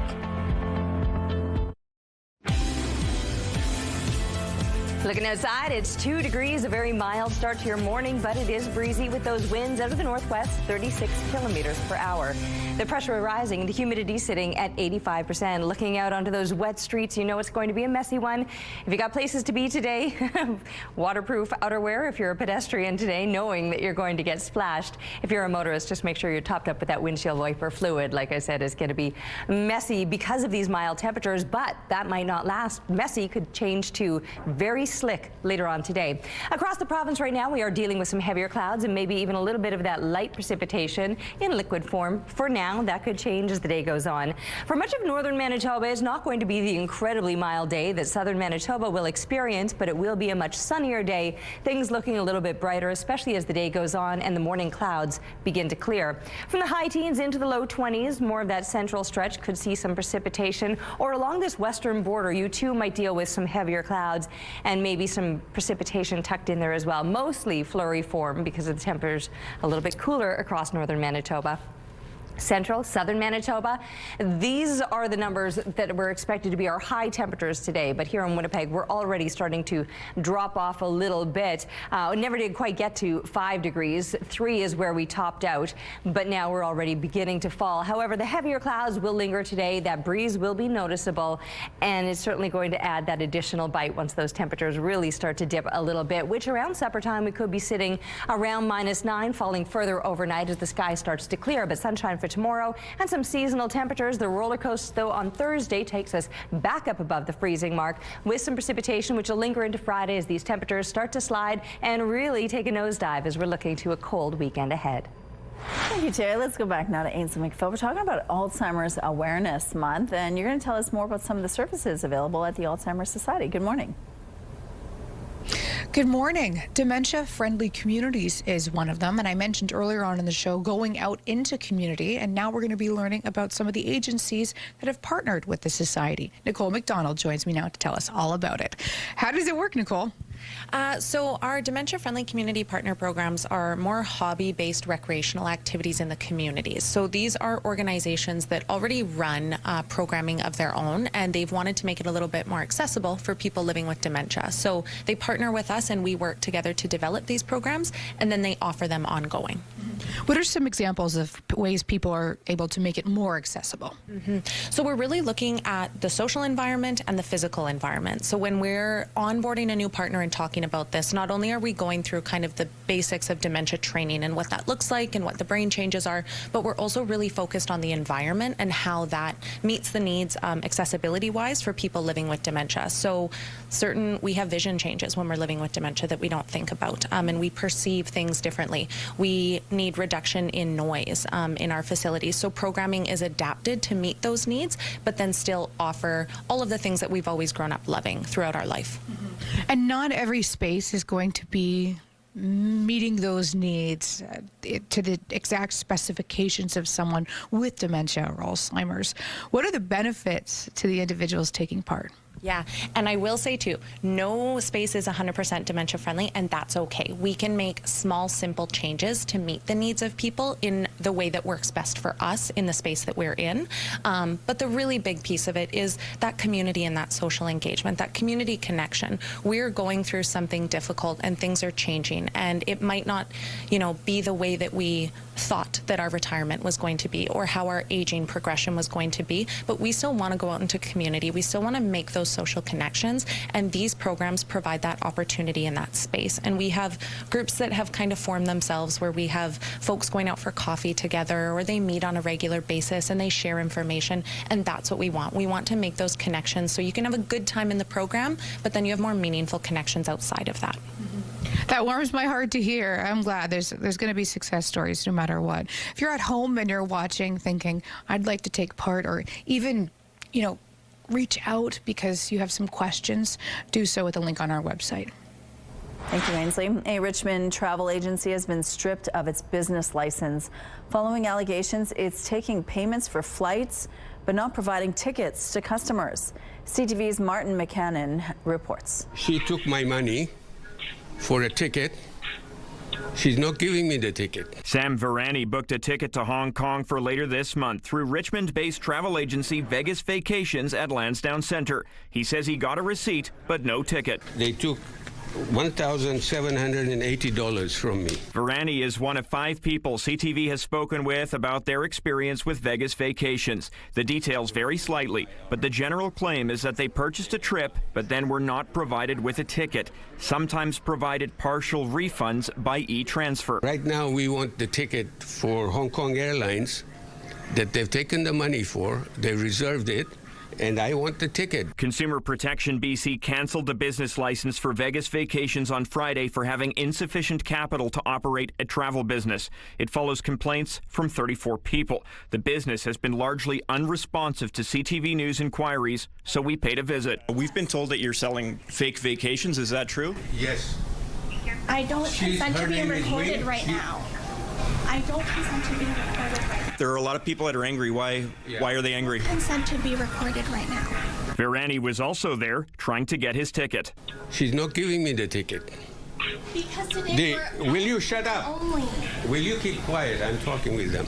He was one of a number of angry people lined up outside trying to get refunds. As for options, in the case of no refund, lawyers say if the business has financial problems, there will be limitations. An individual could have a lawful claim to get refunded, but if the defendant has no money in their pockets to pay you, then you don't get anything. Beyond the business losing its license, Richmond RCMP has opened a file. Customers say they're out thousands of dollars. In one case, $18,000. The business has 30 days to challenge the cancellation of its license. Martin McMahon, CTV News, Richmond.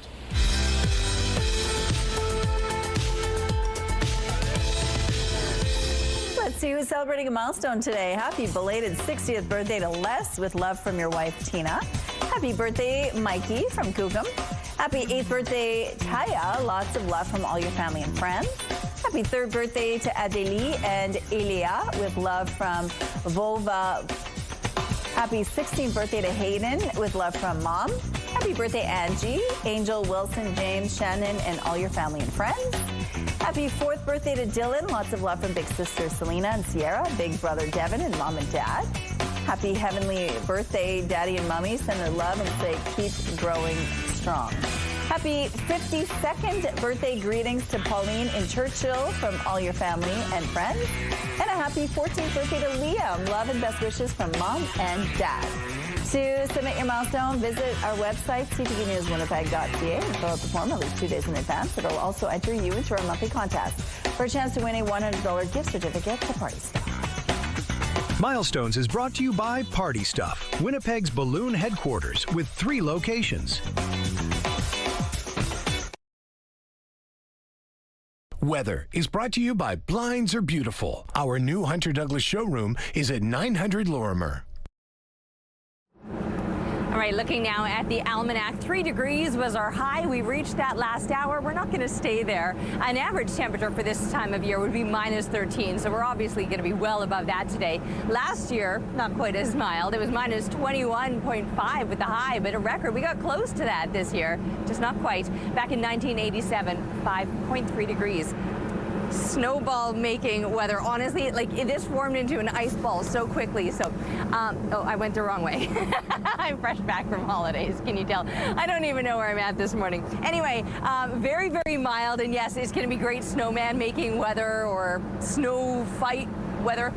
Careful though, like I said, it became an ice ball very, very quickly. But as mild as it is this morning, and you might want to get outside and play, it will be cooling down as the day goes on. 2 degrees at the moment with a 36K wind out of the northwest. The pressure rising, the humidity sitting at 85%. Still waiting for the sun to rise at about 8:15 or so. We'll finally start to see that, but it's not going. We're not going to see the sun. It'll look brighter, but we're not going to be seeing much sunshine today because the heavier clouds will be hanging around all across southern Manitoba. Northern Manitoba, though, totally different story. Yes, it's colder today, but it will be brighter with those clouds clearing throughout the morning, setting you up for plenty of sunshine through the afternoon. Here in the south, those clouds will clear overnight. We'll get that sunshine back tomorrow, but tomorrow will be a little bit colder, closer to seasonal, but the sun will be back and those winds will taper off. Thank you, Terry. Functional neurological disorder, or FND, is caused by changes in the brain you cannot see. It's often described as an invisible illness. FND can cause many neurological symptoms, including pain, seizure-like episodes, and even difficulty with movement. The condition affects how the brain communicates with the body, but it is very difficult to diagnose it because it doesn't appear in regular testing and imaging. A Winnipeg woman living with the disorder is working to raise awareness about FND with a new website. It's called Undoing Disorder. Joining us now is the founder of that website and PhD candidate, Jen Sebring. Good morning, Jen. Good morning. Thanks for joining us. Now tell us about your own journey with functional neurological disorder. Yeah, I think my own journey really reflects, kind of the issues that we see systemically with folks in the community. So my experience was, a long haul to get a diagnosis. There was a lot of ruling things out, but not really any clarity on what was happening or what treatment looked like. So it was about 4 years before I got a diagnosis. And then even then, I had to kind of piece together my own treatment because treatment pathways don't currently exist in Manitoba, and they're kind of scarce throughout Canada. So that's kind of these compounding barriers are what we're seeing, across Canada and worldwide with FND. Okay, so what were some of the symptoms you were dealing with at that time?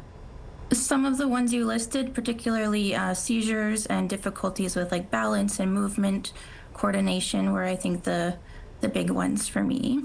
Back in the day, this was known as hysterical or hysteria, right? Yes, if you trace the diagnostic history back, it does kind of have its roots in that, diagnosis. Okay, and it's so difficult to diagnose because it's kind of invisible, is that right? Can you explain that? Yeah, so most neurological conditions we think of affect the structures of the brain. So this is more about the processes of the brain and how it communicates. So it doesn't kind of show up on MRI testing in the same way. There are some like functional MRIs that can show it, but those aren't available in clinics.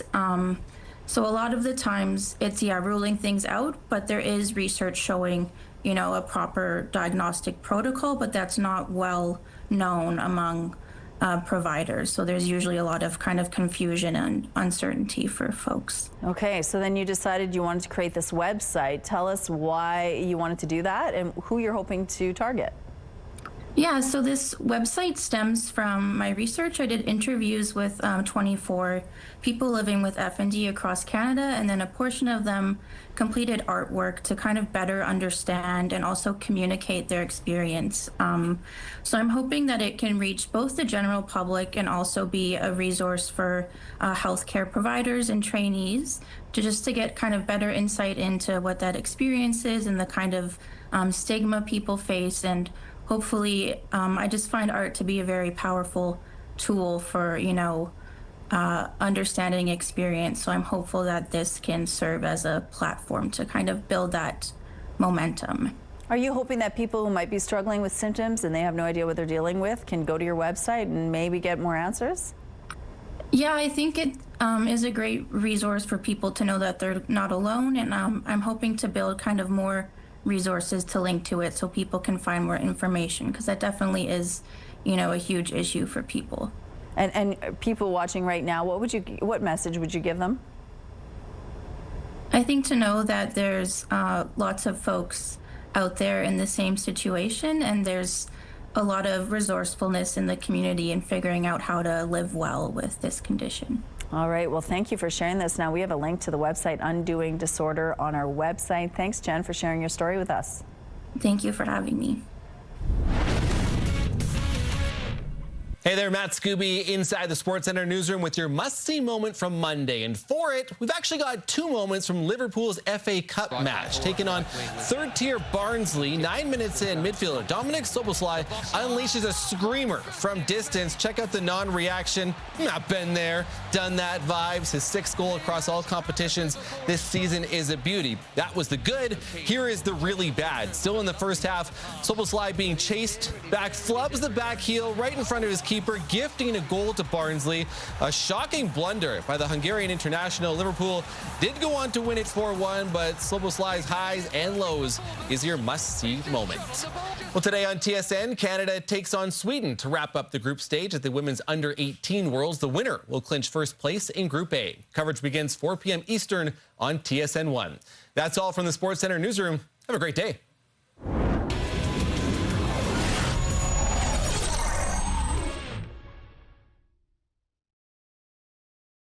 The TSN Must-See Moment is brought to you by Super Blinds and Draperies, featuring Hunter Douglas products.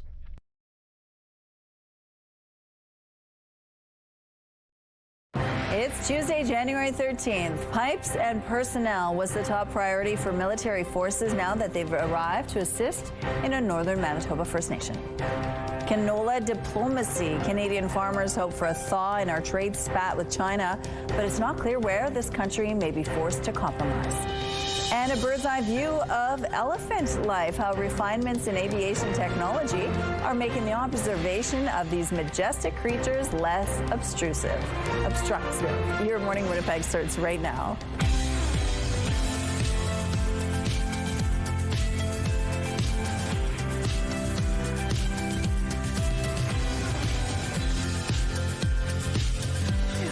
That was a mind-bending puzzle for me. We're going to talk about puzzles a little later at about 8:45. There's the Manitoba Speed Puzzlers. And I do puzzles sometimes with my family. These people, they want to do it with speed. It's a race. So we're going to find out what inspires the whole movement and how it's really a great competition. And the club is growing. So we're going to find out more about that today. That actually sounds really fun. It does right? sound fun. Speed puzzling? I probably wouldn't do very well at it because I tend to sit with a puzzle for a very long time, weeks. Sure, but yes. If the clock was ticking... Oh, I wouldn't care. I would just take my time.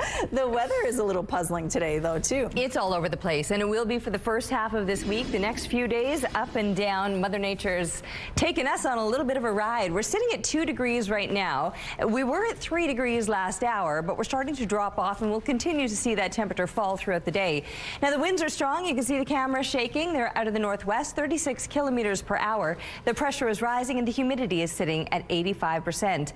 It's going to be messy this morning with these very mild temperatures. There's slush, there's going to be spatterings all over the place this morning. Top up with the windshield wiper fluid. If you're a pedestrian, just know you're probably going to get splashed or hit with some of that sludgy stuff out on the streets. However, as the temperature falls, we're going to see things freezing up again, and then things could just get pretty slick. Right now, it's mild enough, in fact, the precipitation is still showing up green. That's some showers. Not everybody is going to be seeing that, but the possibility is there. However, as the day goes on, any precipitation that shows up later on this afternoon will likely be in more frozen form as the temperatures cool. Now, as we have the temperatures dropping off, northern Manitoba has the clouds clearing out. Plenty of sunshine, especially later today. We'll see those clouds clouds clearing overnight, but that will set us up for plenty of sunshine tomorrow on the on the eastern side of the province. The western side will still have these heavier clouds lingering. Then another band of precipitation that's going to be waiting for us with the temperatures on the rise again. So tomorrow things will be feeling a little bit more seasonal, but by Thursday could get warm enough that again some mixed precipitation is possible. It's not going to stay mild though. We're back to more seasonal temperatures Friday and then sliding right on into the deep freeze as we're looking ahead to the coming weekend. Our art today is all done with the bingo dabber. Thank you, Anya, for this one. I love what you've done, and keep those pictures coming, please. Send them to winnipegweather@ctv.ca. The Weather Art of the Day is brought to you by 103.1 Virgin Radio. Members of the military are now on scene at a northern Manitoba First Nation to help with the water crisis. The water plant we have is still out of commission, and we have the Army coming to help us. They have their engineers and also the logistics people that are coming to help us out. A 7-person team from the Canadian Armed Forces arrived at Pimicikamak Cree Nation Monday morning to help with critical infrastructure and recovery operations. A power outage lasting days left homes and other buildings with frozen water systems, sewer backups, electrical issues, and burst pipes. Pimicikamak Cree Nation is about 500 kilometers north of Winnipeg. Chief David Monia says another crew is due in the community tomorrow. The province of Manitoba is raising concerns about college and university enrollment numbers. It says the schools are taking a financial hit. It is causing a lot of headaches for colleges and universities here in Manitoba. Those headaches are being blamed on a decision by the federal government in 2024, capping the number of international students. The program had been under mounting scrutiny amid surging student numbers, housing pressures, and growing asylum claims. The University of Manitoba says they've seen international student numbers drop by 19% and 30% in consecutive years. The University of Winnipeg says they're experiencing a 40% reduction of new international students. I am not privy to tell you specifically what that's going to translate in terms of the revenue loss, but it's significant. We're talking millions of dollars. Brandon University says its international student numbers fell from 447 last year to 354 this year. Red River College says it's seen a 25% drop from 2024 to 2025. CTV News also reached out to the federal government for comment, but they were not able to respond by airtime. Canola farmers in Canada will be keeping a close eye on Prime Minister Mark Carney's trip to China. We'd lost over $1 a bushel just on the futures price alone. That has definitely had a huge impact on canola price. Canola farmers are feeling the pain from a 76% tariff laid by China. Canadian pork and seafood were also hit after Canada put a 100% tariff on China-made EVs. It was announced yesterday Saskatchewan Premier Scott Moe will join the Prime Minister at some of his meetings in Beijing. Prime Minister Carney will leave for China today after meeting with coastal First Nations leaders in BC. Researchers at a national reserve in Kenya have found that elephants aren't actually afraid of drones. The elephants there are afraid of bees, and the sound of older drones put them off as well. That made it difficult for researchers since drones are a great way to monitor a herd of elephants. However, newer ones don't make as much noise, so the elephants don't seem to mind them as much, opening new doors for the observation and study of elephants. That's cool. Here's what's happening now on Keniston Boulevard. Things appear to be moving quite well over here. We have no issues to tell you about at this point in the drive. The sky, though, is lighting up. As you can see, it's a beautiful start to the day. Traffic is brought to you by Curtis Carpets, Manitoba's flooring experts. Let's go back now to Ainsley McPhail, who's live at the Alzheimer Society of Manitoba this morning. They provide all kinds of services and programs for families. Good morning.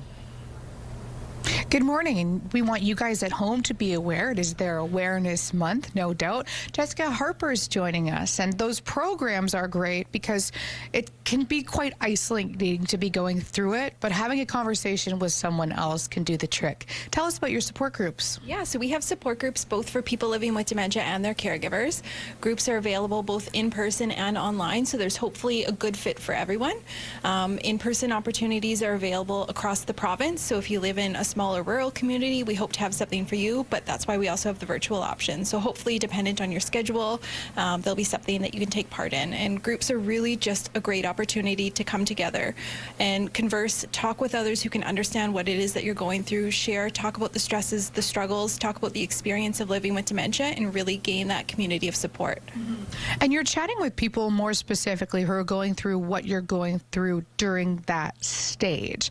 Explain what I mean by that. Yeah, so we have a variety of different groups. There's general groups that will be folks that are experiencing or at different stages of the journey, but then we also have a number of specialized groups. So if you're going through a unique experience, it's just as you're saying, it'll be like-minded people who can really truly understand. So whether that's a diagnosis of a young onset, we have a young onset support group, a group for male identifying caregivers, a group for spouses of people living with dementia in long-term care. So we try to offer a variety of different groups with that hope that there's something for everyone, something where you can connect with folks that are going through a similar journey and are at a similar stage in their dementia experience. And that's just so hard, right? I can imagine it being beneficial, though, for the folks mentally, for their mental health. Yeah, it's that opportunity to come together and just talk about the experience. Sometimes it can be really difficult to open up to friends, to family, or you don't feel comfortable really truly sharing how it is that you're navigating that journey with dementia. So it can be really nice to come together in a group, support group, and have a safe place just to open up and share the stresses, the struggles, the experiences, and feel like you have that community of support. I'm glad that we're providing awareness. If someone at home is watching thinking, this is me, it's time to chat about it, how can they do so? Yeah, I would just encourage them to give us a call, connect with our First Link client support team, navigate a conversation around how best we can support you throughout that journey, have a conversation around the support groups, try to find the group that's the best fit for you, and answer any questions that you have. And then our website is also a super great resource with information. Thank you. CTVNewsWinnipeg.ca as well. Okay, thank you, Ainsley. The City of Vancouver receives complaints about a lot of things, but one issue in particular just stinks. We're talking about that disgusting feeling when your shoe meets a pile of dog poo. The CTV's Sinjin Alexander has more. Fido may have been the culprit, but we can't blame it all on the dog. A little privacy, please, because cleaning up is just as important a responsibility as walking, throwing, and feeding. And when it's missed, frustrating. It's very annoying when other people don't pick up their dog poop, especially when people try so hard to do it. She's right. Some people do a crappy job. In 2018, the City of Vancouver received 100 complaints about dog poo. That crept up to 106 2 years later. And let's be honest, it's gross. You could, step in it, sit in it. It's most likely to crush your sole, of your shoe that is, downtown, Victoria Fraserview, Hastings Sunrise, and Kitsilano. Or the most annoying thing I find is when they pick it up, put it in bags, and then just throw those bags randomly, and you'll find them in alleyways. The city says picking up is essential, not only because it's filthy, but also because it contains a whole lot of unhealthy pathogens. The parasites don't just live within the poop when it's sitting there, but even after you may think the rain washes it away, the parasites will persist in the ground for weeks or even months beyond that. You can't leave it lying around if it's brown. That's why cities around the world have strict bylaws with big fines. Off the ground! And clever reminders. They may be working. Last year, Vancouver saw a big drop to 52 complaints, and some of it may have been left by owners in off-leash parks who just didn't notice. You could just take your eye off your dog for 5 or 10 seconds, and it might do a sneaky poop. But heads up, the fine is $250, so don't try a sneaky escape. Sinjin Alexander, CTV News, Vancouver. The CTV Live Eye is brought to you by Bathfitter, exclusive home of the PermaFit solution. And it is incredibly mild. You would not at all think that it was mid-January if you were to just step outside and be like, this doesn't quite feel right. No, it doesn't. We are well above seasonal. Not only are we above seasonal, we're above the freezing mark with plus digits kicking off our morning. 2 degrees right now in Winnipeg, still seeing plus digits all throughout southern Manitoba, central Manitoba too. Very, very mild, a little bit cooler over in Fisher Branch. A lot cooler once we're starting to look, though, into northern Manitoba with some mid-minus teens, low minus 20s, and that's before we're factoring in the winds. And the winds are certainly going to add an additional bite for today. Not necessarily this morning because these temperatures are so very mild, but later on today, expect to really notice that breeze. And this morning up across northern Manitoba, where your temperatures are cooler already, you've got wind chill values pushing you into the high minus 20s and even those mid to high minus 30s this morning. So that's where you really need to bundle up first thing. The sky will be clearing across northern Manitoba. Here in the south, we've got these heavier clouds likely to last through the day. We might even see a little bit of scattered precipitation, the possibility of some showers this morning, then changing to flurries if it continues at all into the afternoon. And that's because where these temperatures are headed, you're going to see things cooling down and then precipitation becoming that more frozen form. Plus digits still this morning, but down to about -8 by the time kids are coming home from school. So make sure that you're not dressing them and sending them off with too many light layers. You're going to need those warmer layers by the time the bus rolls around this afternoon. -9 by about supper time, continuing to fall off overnight, but it clears in the overnight hours, setting us up for sunshine tomorrow. Then a wild ride with these temperatures pushing back up into the plus digits Thursday, some mixed precipitation, cooling down Friday, and then getting even colder for the coming weekend. We're taking a break right now, but stick around. We'll be back in a moment with Your Morning Winnipeg.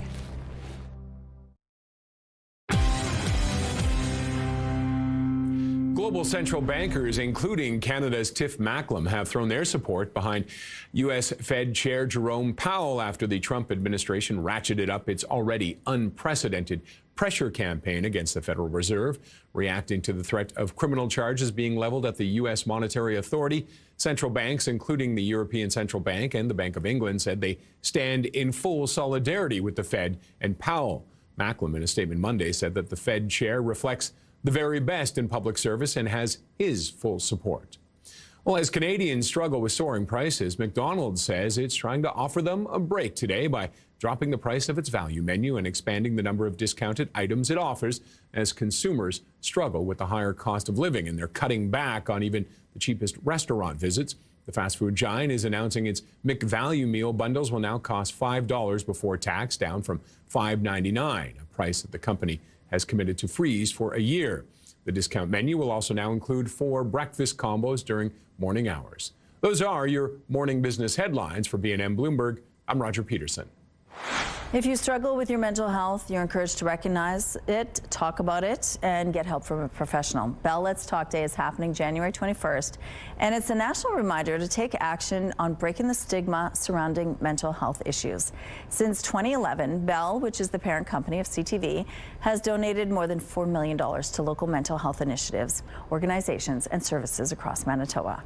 Joining us now to tell us more about what's happening this year is the chair of Bell Let's Talk, Mary Deacon. Good morning, Mary. Good morning. Thank you so much for joining us. Now, you're in Manitoba because you have some announcements to make.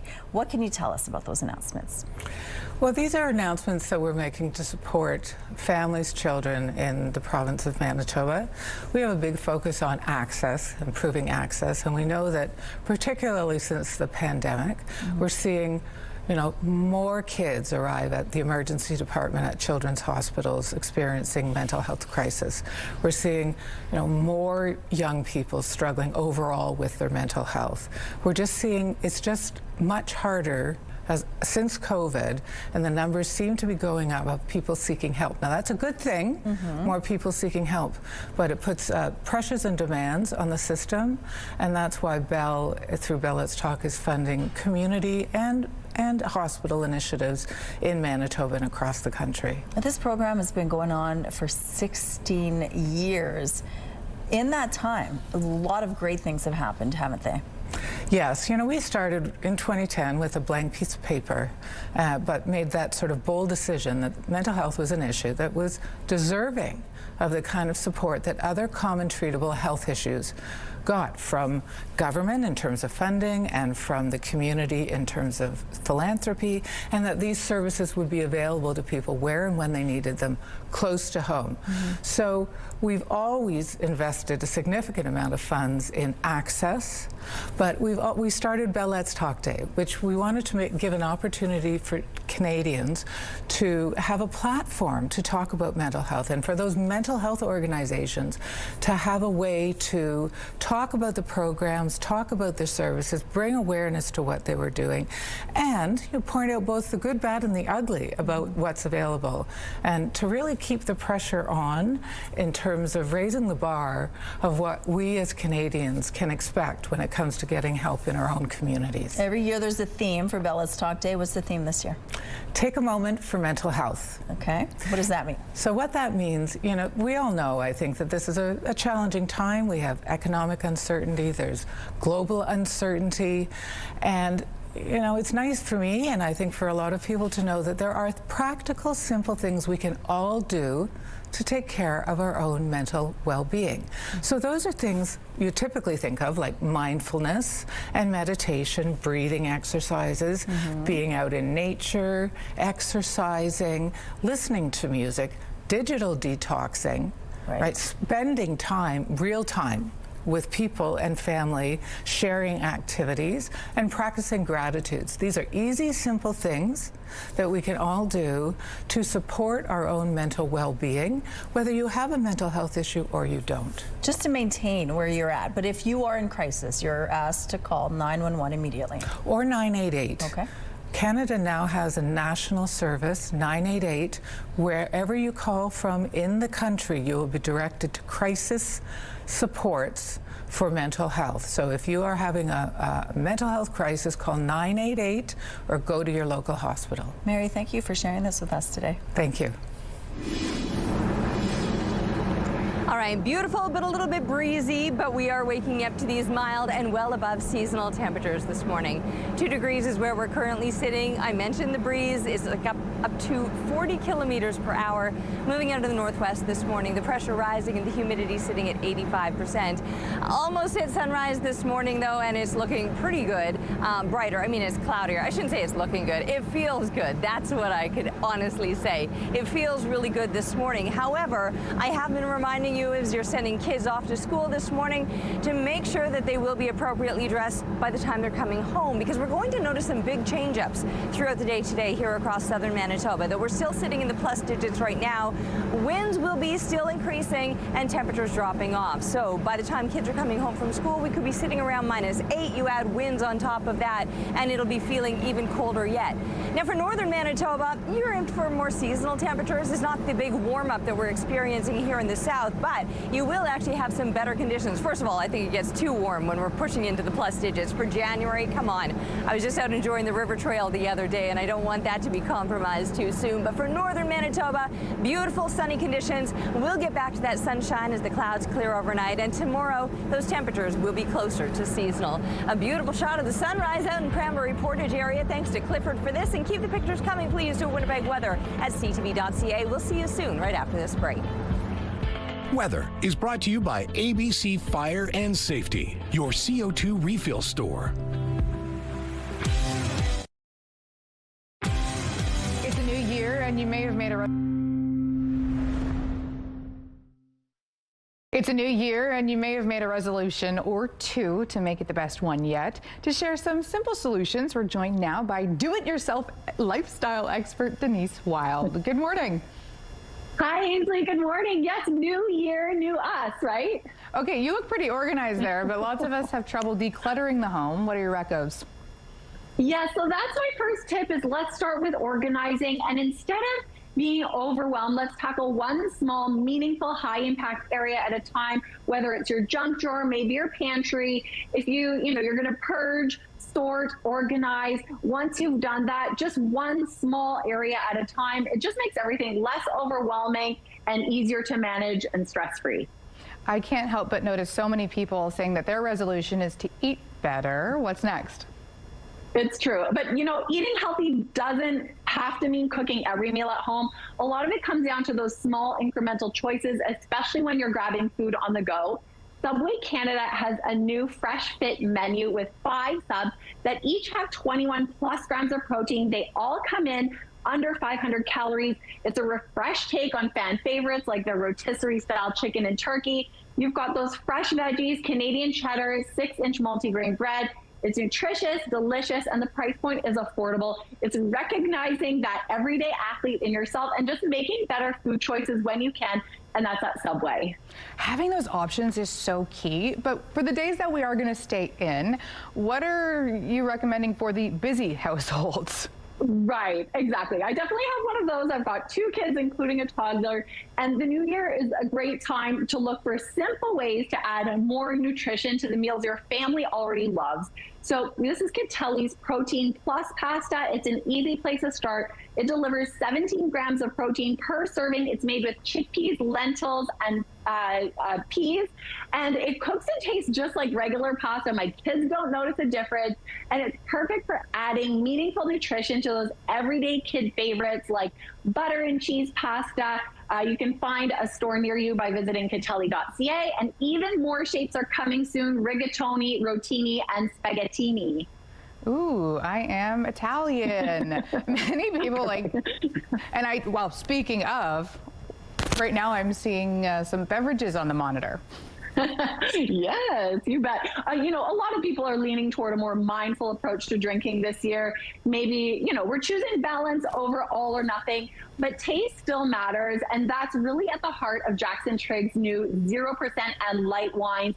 It's the same award-winning flavor Canadians already know and love. Just reimagine for more moments in your day. Maybe you're unwinding after work, you're hosting friends, or you're just simply taking a break from alcohol. They've got 0% Rosé, 0% Sauvignon Blanc, light Pinot Grigio, light Cabernet Sauvignon. They're moderation wines that actually taste great, and Jackson Triggs has really set the standard for the modern drinking movement with these. Well, Denise, I am the most organized Italian who loves subs and wine you have ever met. Thank you for your time. I love it. Me too. Thanks, Ainsley. Happy New Year, everyone. Here's a look at what's happening now on the St. James Bridge. It looks like smooth sailing in this part of the city. No issues to tell you about. If you see any problems, let us know, please.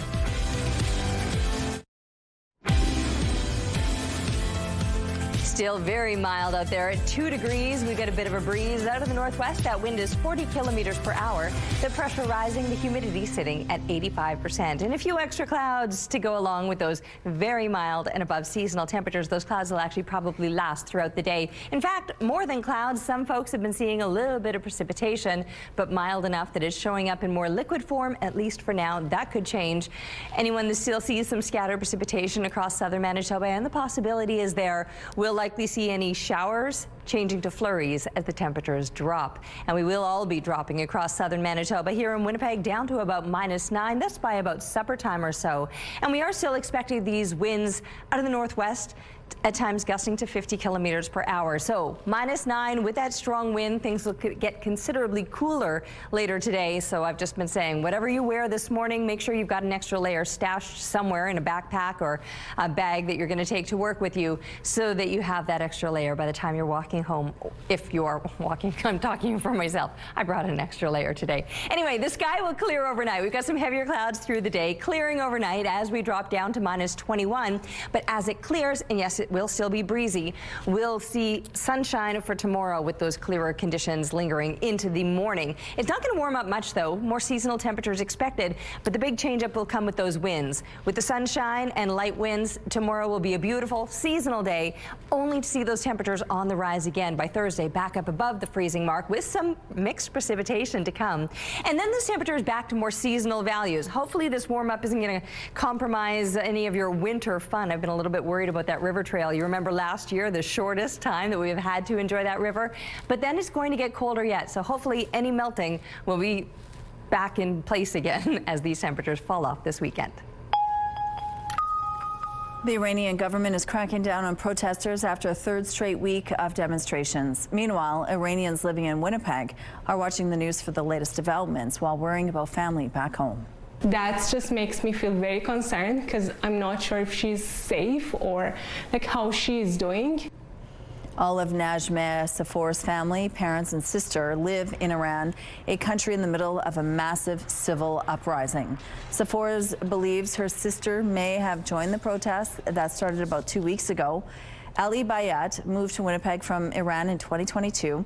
He says all of his friends and parents still live in the country. Some still have access to the internet by using satellite dishes like Starlink, and that's how he heard from one of his friends. But the fate of his parents is still unknown. We are unconsciously just waking up, checking our cell phones, checking whether they checked our messages, whether something popped up. Both Safour and Bayat told CTV News while many Iranians generally hope regime change will arise from the protests, what they themselves want most is to hear from their families. 8 luxury cars worth a total of $2 million were stolen right out of a showroom in Oakville near Toronto. I've heard a lot of stories. I've been in this business for over 40 years. And to see it finally hitting you is quite upsetting. Security video shows the thieves smashing through a glass door at the dealership. They managed to clear out every car in the showroom. The cars taken include 2 Porsches, 3 Mercedes-Benzes, 2 BMWs, and a $600,000 Ferrari. This happened early Sunday morning, and there were no people in the showroom at the time. Police say the theft may be linked to organized crime. 3 of the stolen cars have been found. McDonald's Canada is dropping the price of its McValue meals and freezing the price of a small coffee for at least a year. A McValue meal will now cost just $5, and the price of a small coffee will remain at $1. The promise comes as public perception around dining out has shifted in recent years, with more people than ever being cost conscious and willing to go wherever will provide them the best value. Other fast food industry players like Tim Hortons and Wendy's have both sold meal deals in Canada, and Burger King has also marketed small combos similar to McDonald's McValue menu in Canada. A new year can bring hope and prosperity with expectations of a brighter future ahead.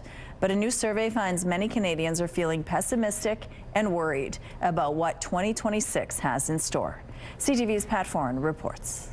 If you're feeling stressed about your finances, you're not alone. Many people are concerned about the rising cost of living heading into the new year. The salary is not sufficient to cover the basic necessity now. I'm barely paycheck to paycheck for years. Not a good place to be, but I think it's pretty common. According to the MNP Canadian Consumer Debt Survey, 71% expect the cost of living to worsen, 59% believe the overall economy will worsen, and 51% believe Canada's relationship with the U.S. will also get worse. There's a lot of negativity and pessimism out there. Whether it's paying your rent or mortgage, shopping for a new car, or buying groceries, the year ahead brings with it mounting financial challenges. For many, it's not one part of the economy, it's all of it. Whether it's interest and inflation, housing, job market, overall economy, the cost of goods. The Credit Counseling Society says one area of growing concern is consumers using credit cards to buy groceries and pay their monthly bills. We're seeing more and more people that are using their credit to cover off those little necessities in life. And the problem is that's a bad cycle to be in. At some point you run out of credit, you don't have cash. What do? The survey also found 59% believe housing affordability will deteriorate, and 62% are concerned about rising poverty and inequality. Younger Canadians are feeling the most financial pressure. Many of them have just left school. They have this large student loan debt. They've accumulated credit card debt. They're looking at the cost of housing as they start their financial journey into adulthood, and they do feel stuck. Anyone having trouble paying their bills and getting further into debt is advised to get help. Credit counseling with a debt professional is free, confidential, and can let you know your options before your situation gets worse. Pat Foran, CTV News. Here's a look at what's happening now along Donald Street. Things are moving well here. We have no issues in this part of the city. Let's look now at your gas prices. The Canadian average stands at $1.24. In Manitoba, it's lower at $1.16. In Winnipeg, the average is $1.15. And the lowest price in the city is $1.07. All this info is on GasBuddy.com. For our question of the day, we wanted to know what would you like to do to make your dream come true? And these are some of your responses. Susan says she never smoked. So I don't know if you want to start, Susan. I don't know if that's what you mean. Marlene's dream is to write a book and travel to Paris or Venice. Well, thank you so much for your responses. Let's go down to Ainsley, who is live at the Alzheimer's Society of Manitoba. It is Alzheimer's Awareness Month, and we're talking about some of the programs and what you need to know if you have a new diagnosis in your family. Good morning, Ainsley. Good morning, Rochelle. And that's just it. It's about starting the conversation and then making that first step and having the call and finding those resources that you need at the time. The CEO's joining me once again, Erin Crawford.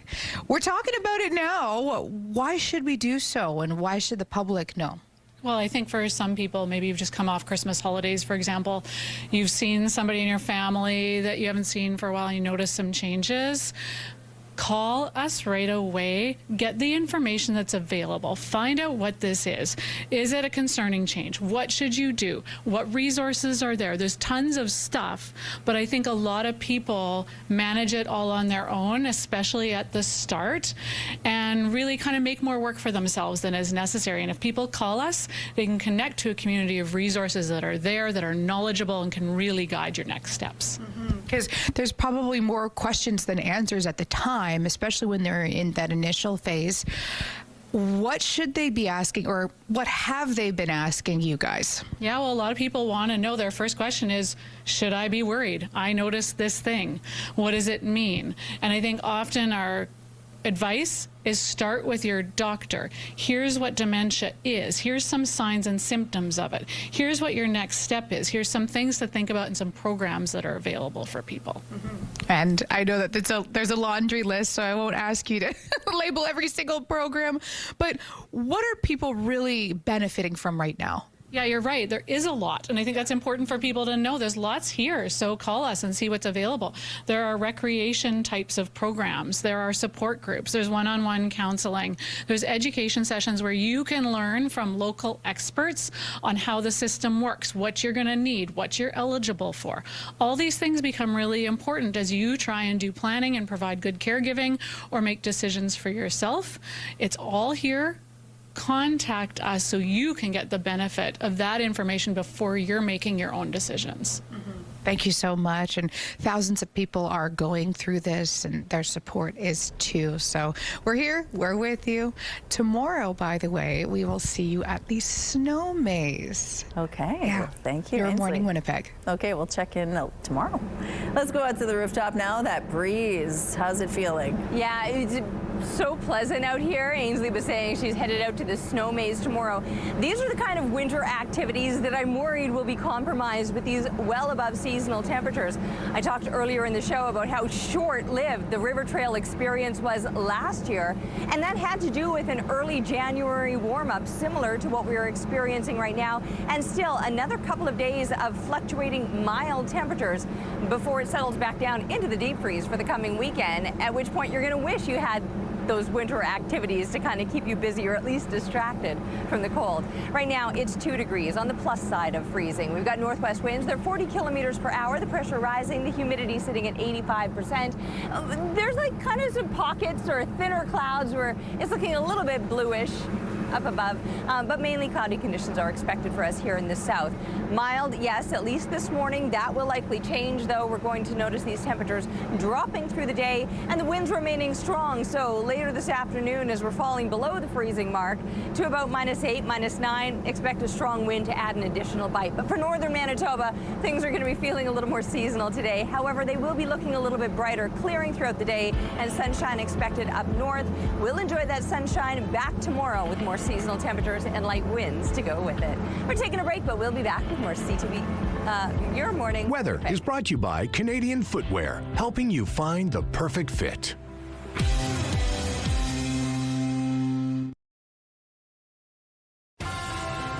Have a news tip?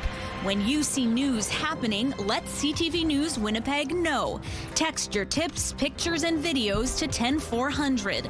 That's 10400. Message and data rates may apply.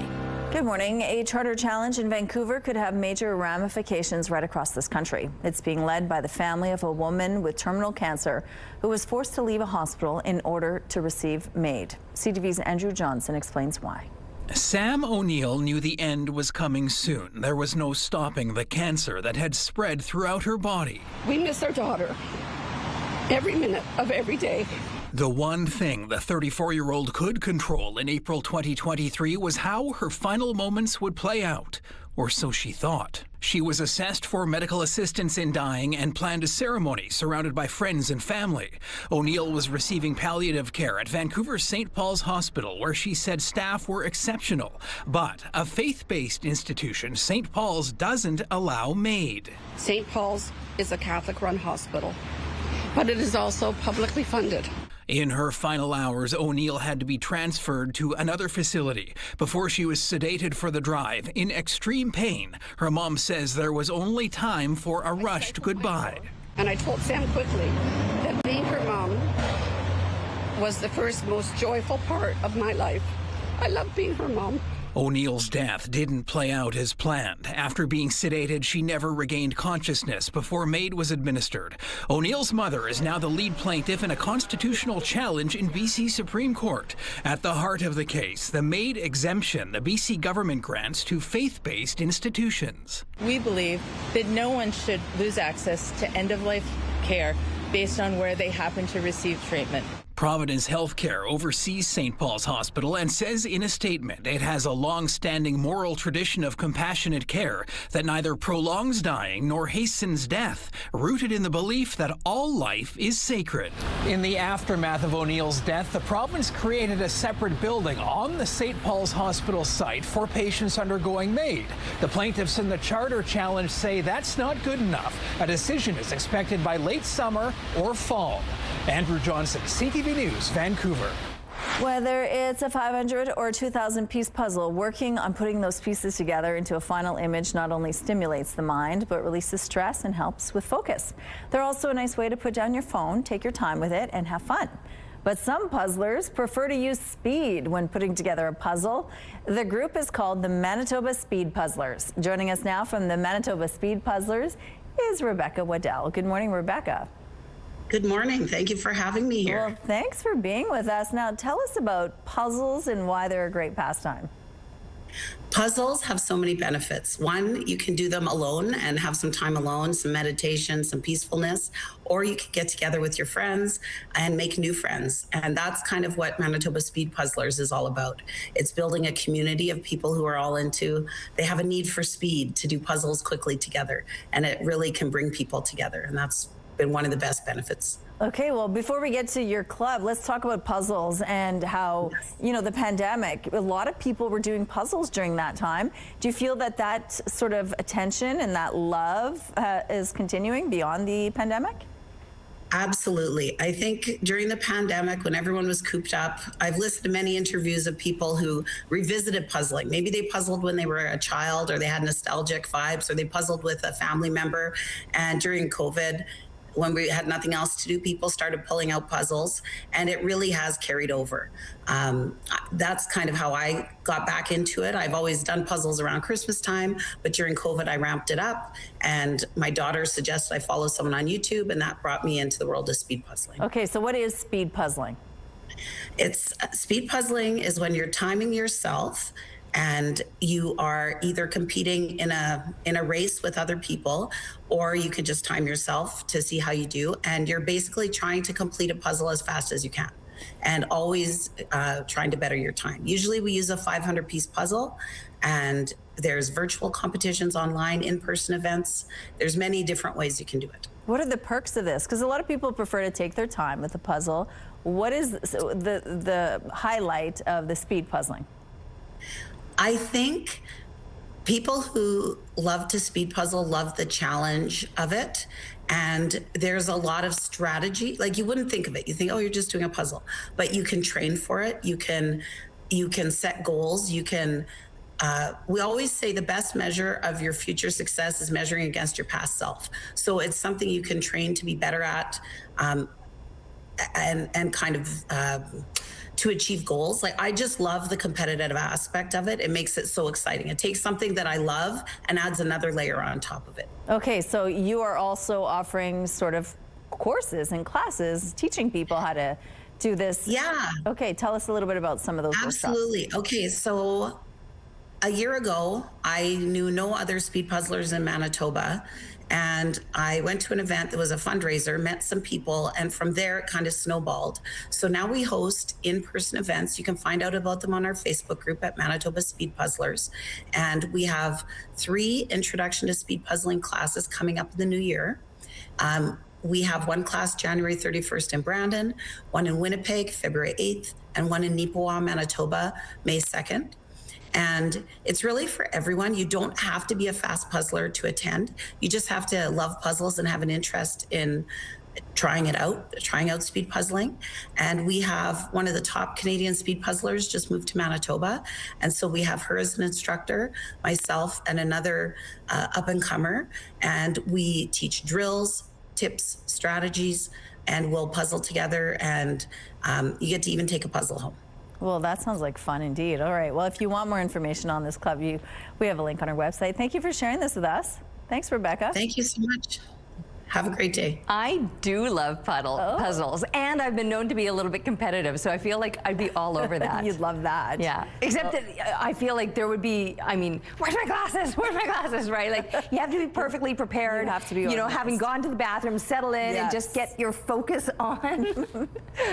We've got some days coming up this weekend that might be perfect for the puzzling, but today I would say make the most of it, get outside and enjoy it because it is so beautiful, so very mild, 2 degrees, shockingly warm for this time of year. A normal daytime high would be about -13, 14, and we're above the freezing mark to begin the day, but we're not going to stay there. You can see the camera shaking still, 40K winds out of the northwest, the pressure rising, the humidity sitting at 85%. And yes, we've got some heavier clouds. We'll notice those throughout the day today. For northern Manitoba, it'll actually be clearing through the day. Along with the clouds, we might even see some scattered precipitation, but anything that starts as showers will change to flurries for later on today as these temperatures cool. But that's only for today. Then they're on the rise again on Thursday with more mixed precipitation. I mentioned that cold snap coming. Yes, temperatures will be falling off again as we're looking ahead to the weekend. We're taking a break, but we'll be back with Your Morning Winnipeg. Rooftop arrangements provided by Lacoste Garden Center. Salon services provided by Essentique Spa Salon. Well, before we say goodbye, we're going to show you some fun video. Nothing better than starting off the day with some Neil Diamond. These seniors agree. DJ AG donates his time and skills to care homes in Romford in the United Kingdom. There he encourages the residents to sing their favorite songs, dance, and celebrate life in general. Everybody knows that He taught song. them oh, it's bum bum bum. Everybody knows that. Now to a mixer mishap.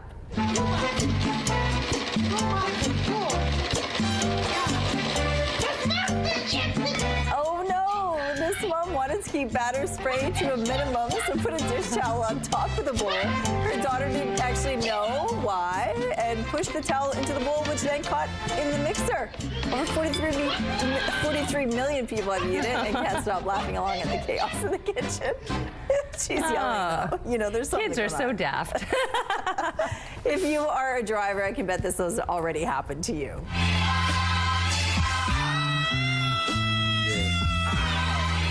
Someone cuts you off, only to just stop beside you at the red light. Who hasn't been here, right? They're just staring right at you, waiting for your attention.